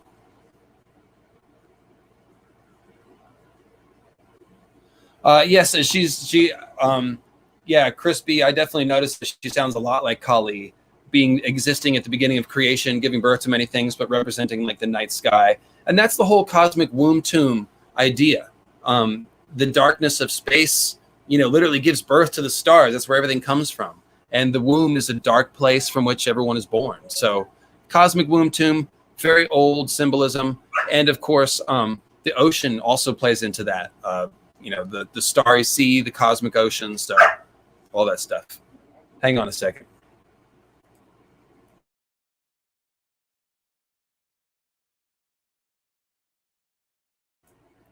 It's hard to tell a dog that's not your dog to be quiet and have them listen to you, because of course they only obey master's voice. But we'll see. We'll see. So yeah, Kali is awesome, and I owe you guys a video on Danny's Kali symbolism. I've been talking about that forever. It got cut off of an old script from way back in the day, yeah, there's a ton of really cool Kali stuff going on in the Tent of Dancing Shadows with Miriam Azdur. Miriam Azdur, in one of Danny's dreams, a dragon pops out of her forehead, just like Kali popping out of Durga's forehead. So it's some really cool stuff there.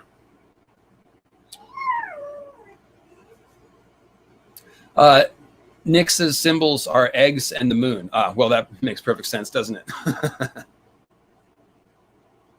Raven Salix points out that, so Wayward Bride, which is all about Asha Greyjoy as Nissa Nissa, being chased by Azor Ahai.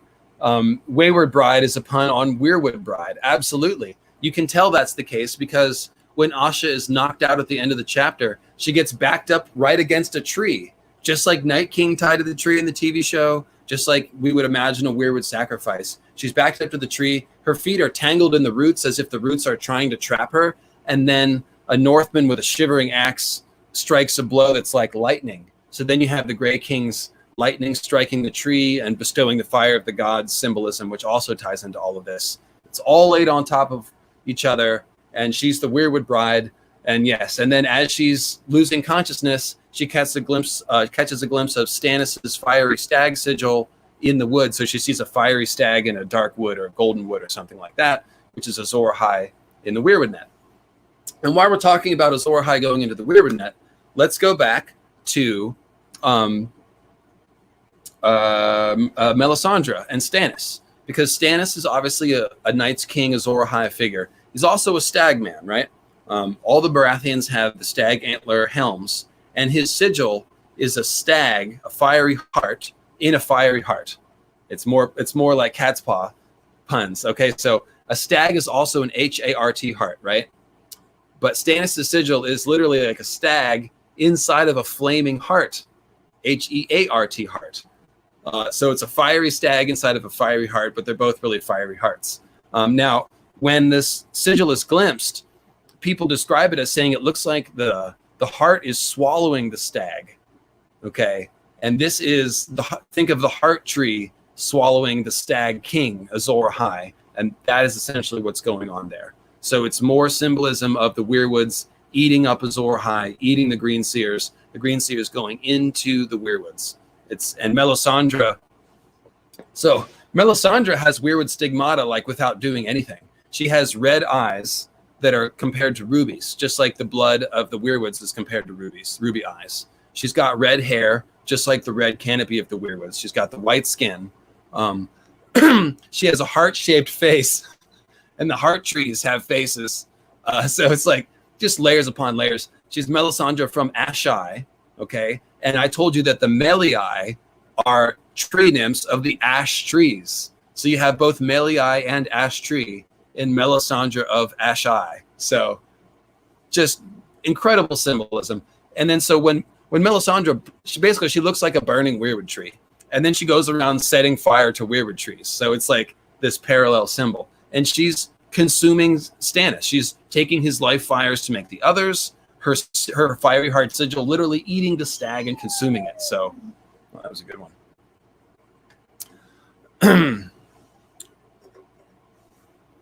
So yeah, preparing for my next 420. We're at like an hour and 45 minutes. Still going pretty strong. Stone Dancer asks, are there places that represent the Weirwood net in the story, River Run between the three rivers? So River Run is actually between the Tumblestone and the Red Fork, which makes it a fire moon place. And indeed, all the symbolism there, I believe, is fiery symbolism. The places that symbolize all three together are the places that have the red, green, and blue Stone Dancer, like House Massey and House Strong, who used to occupy Harrenhal. The RGB seems like the magical layout, right? So the Trident River, by the way, so let's just talk about the Trident. So a trident is, of course, the three-pronged pitchfork thing wielded by Poseidon, who's a sea god. So it's a weapon of a sea god. So the Trident River is a Green Sea symbol in and of itself. It's the Green Sea as a weapon. And it has red, green, and blue forks, because I believe that ice and fire magic both connect to greenseer magic. And that's kind of the unifying topic of this whole episode here. You've got Azor Ahai, fiery person, killing Nissa Nissa, invading the Weirwood net. His fire goes into the Weirwood net. That fiery magic drives out the others, or is used to create the others. And then we have these ice demons that come out of the Weirwood net. And then we've got fiery resurrected beings too running around. So all this ice and fire always sort of comes into the Weirwoods and goes out of the Weirwoods. The Weirwoods very much seems like the nexus for all of this stuff. So the idea that both Night's Queen and Nissa Nissa are tied to the Weirwoods really shows you that that is the case. And that when we see things like Sansa escaping from the Vale, when we see what happens with Dany coming to Westeros and when she goes north, this will tell us firmly what Nissa Nissa and Night's Queen did and what the relationship there is, I believe. So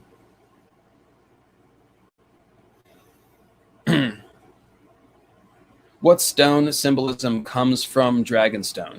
What do you mean? I don't understand the context of the question. I mean, it's called Dragonstone. It represents a moon meteor, which is a dragon stone. But yeah.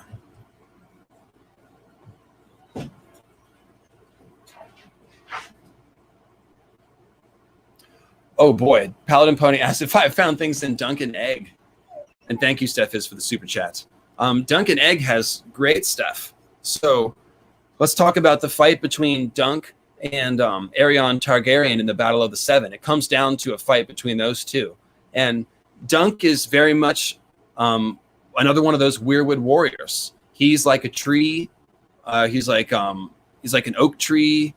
And he is using his lance. He thinks about his lance as his long wooden finger, and he's trying to reach out and touch the three-headed dragon on Aerion's shield.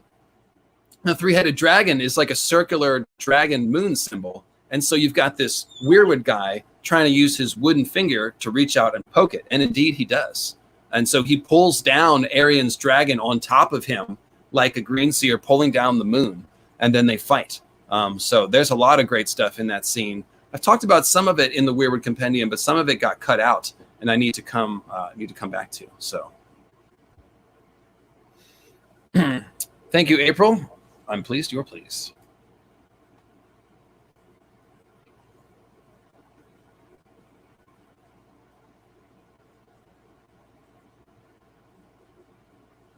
So no, I don't think. Evan, by the way, that the green men are bad guys. what I think is that the green men became the others through no choice of their own. Essentially, Azor Ahai invades the Weirwood. This pushes out the tree spirits. Then there's some other magic which incorporates their bodies, gives them these icy bodies or whatever. But they've been wronged. They've been kicked out. It was Azor Ahai that was the original sin, if you will. So I think that just like Nissanissa was sacrificed, actual green men may have been sacrificed. Because think about it. I'm talking about the others as the spirits of the Weirwoods, right? But green men are kind of like avatars of the Weirwoods, just like children of the forest are avatars of the Weirwoods. It's a classic setup in mythology. You've got the dryad and the tree, but the dryad is tied to the tree. You kill the tree, the dryad dies. They're tied to each other, sort of like avatars of each other. So let's see, what was I trying to say? So essentially, the others, it could have been that when Azor Ahai killed Nissa Nissa, that he also killed a bunch of green men. I've found some scenes which suggest just that. A bunch of green men were killed as well. And that could have killed their trees. Like maybe for Azor Ahai to own the Weirwood net, he had to kill a bunch of green men and transform the trees that way or something like that. But then those green men's spirits ended up becoming part of what made the others. So the green men aren't the bad guys. We're really more like the victims here, I would say.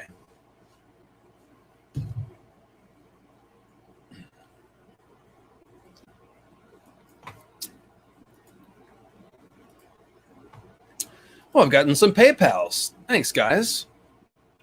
Diego asks, how scary do you think King Bran ending shall become if he turns to be just a puppet of the Weirwood net, if it seems that they should work some sort of Lovecraftian cosmic entity? So that has been an idea for a long time, that the Weirwoods or Bloodraven is going to take over Bran's body, and that's going to be an evil thing. But I think that understanding that Azor Ahai invading the Weirwood net is an abomination is what makes all this make sense, right? So again, when Veramir steals Thistle's body, it's an abomination. This is a symbolic depiction of Azor Ahai invading the Weirwood net. It's an abomination.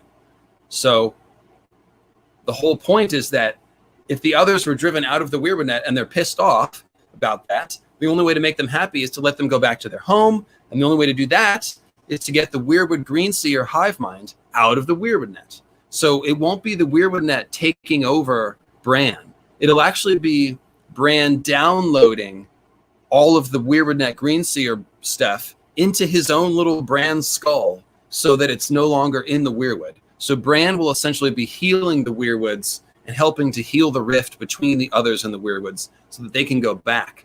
The side benefit is that Bran will then have all of this knowledge in his head. So when he is a king, he and Sam can sit down and give Westeros an actual written history. And this will help Westeros progress out of the Dark Ages. Maybe they can have more democracy, like I've suggested. So everything about Bran is a transition. He'll be the last greenseer. Never again will people hook up to the Weirwood net. So he's transitioning away from that. Hopefully he'll transition away from the idea of a king in general, hand over to some sort of more, localized, kind of rule. I won't call it democracy. I don't think we're going to get Magna Carta. I mean, maybe we'll get a Magna Carta, some sort of document establishing something. Like I said, the whole point is that Bran and Sam can now actually write down all this history instead of having it be in the Weirwood net. So I think that story makes a lot more sense. It gives us some healing, and Bran isn't evilly body snatched by the Weirwoods. He's actually taking on a great burden in order to help heal Westeros. And then also bringing them out of the Dark Ages like a proper Summer King. And if you want the full detail on that, check out the King Bran series 1, 2, 3, and I think, 3. Just 3. Coming up on 420 Mountain Time, I think. Yes. Oh, I have a couple other PayPals. Let's get the rest of these. Mary Jacobs, thank you. And thank you very much for linking me to that video about year 536 and the Krakatoa explosion that changed the world. So many interesting parallels to our thinking about the Long Night in that video. It's really terrific. Let me see if I can pull up the link to that so I can recommend it. It should be in my watch history. I don't think I've watched too many videos since then. I'll drop the link. It's a cool documentary about a mysterious cataclysm in 536 BC, or AD rather, that they went ahead and traced to a Krakatoa explosion. And it was really, really good. And crap.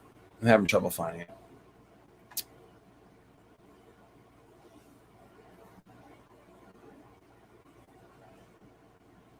Listen, when you listen to music on YouTube, it kind of screws up the whole history thing. Sorry.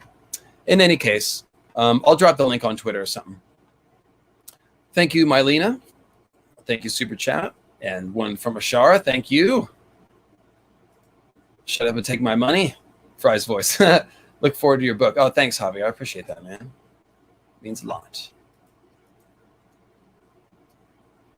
So keep going with the PayPals. Here's a couple more. Diego, how scary do you think? Okay, I got that one in the chat. Cool.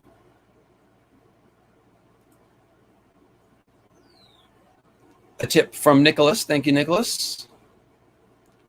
Stephanie Bass. Got me covered on both sides. Thank you, Stephanie. All right.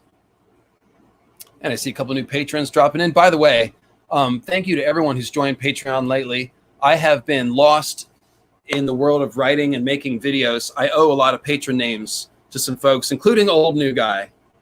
So I'm going to get on that this week and be emailing some people about some nicknames. So you can look forward to that. And just know that it means a lot to see the patron numbers picking up as well as the YouTube numbers. It enables me to do all of this. So, we've hit 4:20 Mountain Time.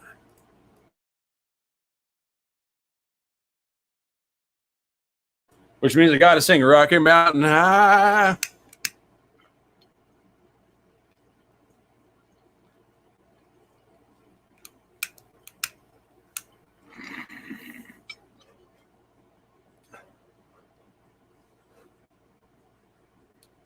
And so, in conclusion, I think that Night's Queen is most likely some form of Nissa Nissa, some sort of avatar of Nissa Nissa.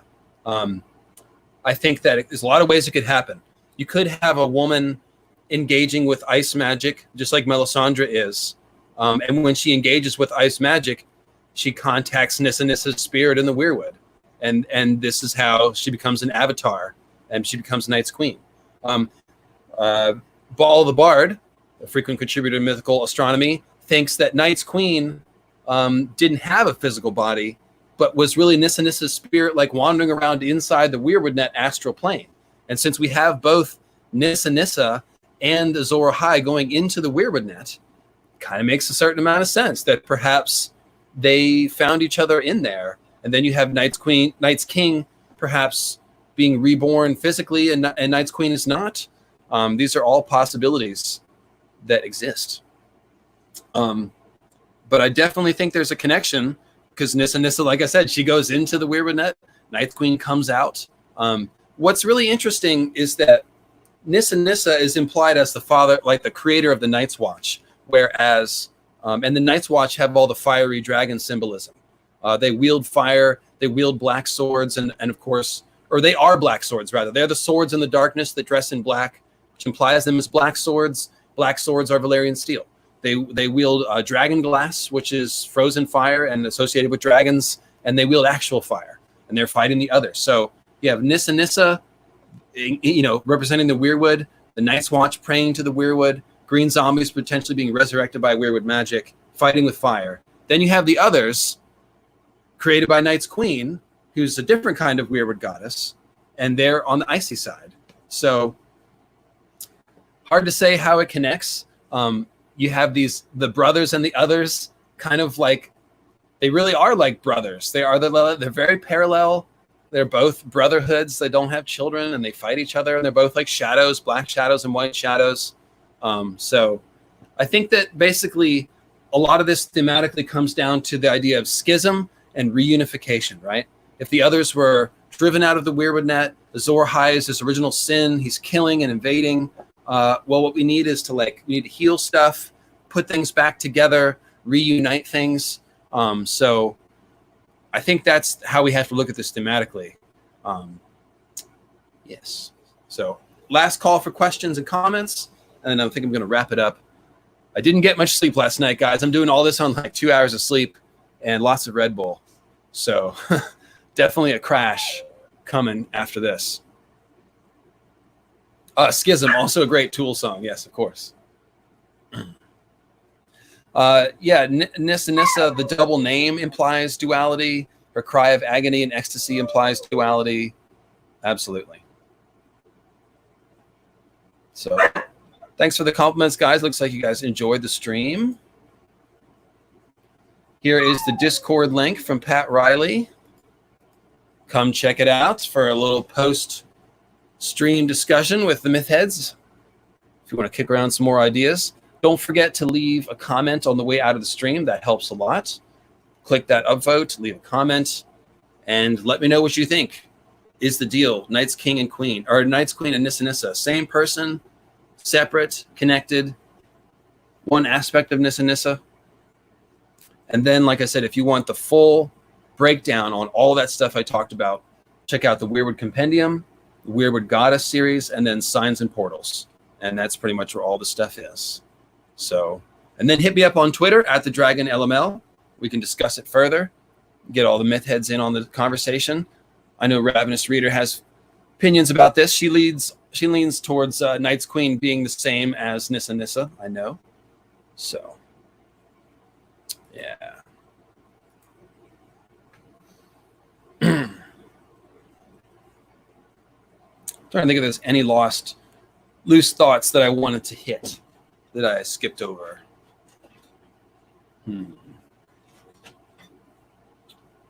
So think about John. When he goes in Ghost, that's like Azor Ahai going into the Weirwood net. We strongly suspect that when he's either resurrected or if the others steal his body when his spirit is, put back and repossessing his body, that Melisandre will help with this. So Melisandre is both a sorceress and a goddess woman and also a Weirwood symbol. So the idea of Azor Ahai being resurrected by a goddess, that's also classic mythology. Osiris being resurrected by Isis, and many other goddess figures resurrect the solar king or resurrect the nature god. Cernunnos is always resurrected by the nature goddess of whatever mythology he's a part of. So I do think that's pretty cool, the idea of Mel resurrecting John.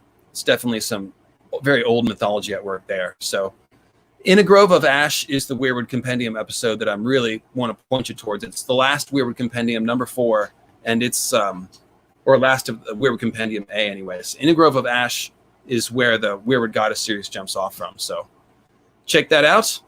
And that's it. Have a great Monday, guys. Have a great week. I'll talk to you soon.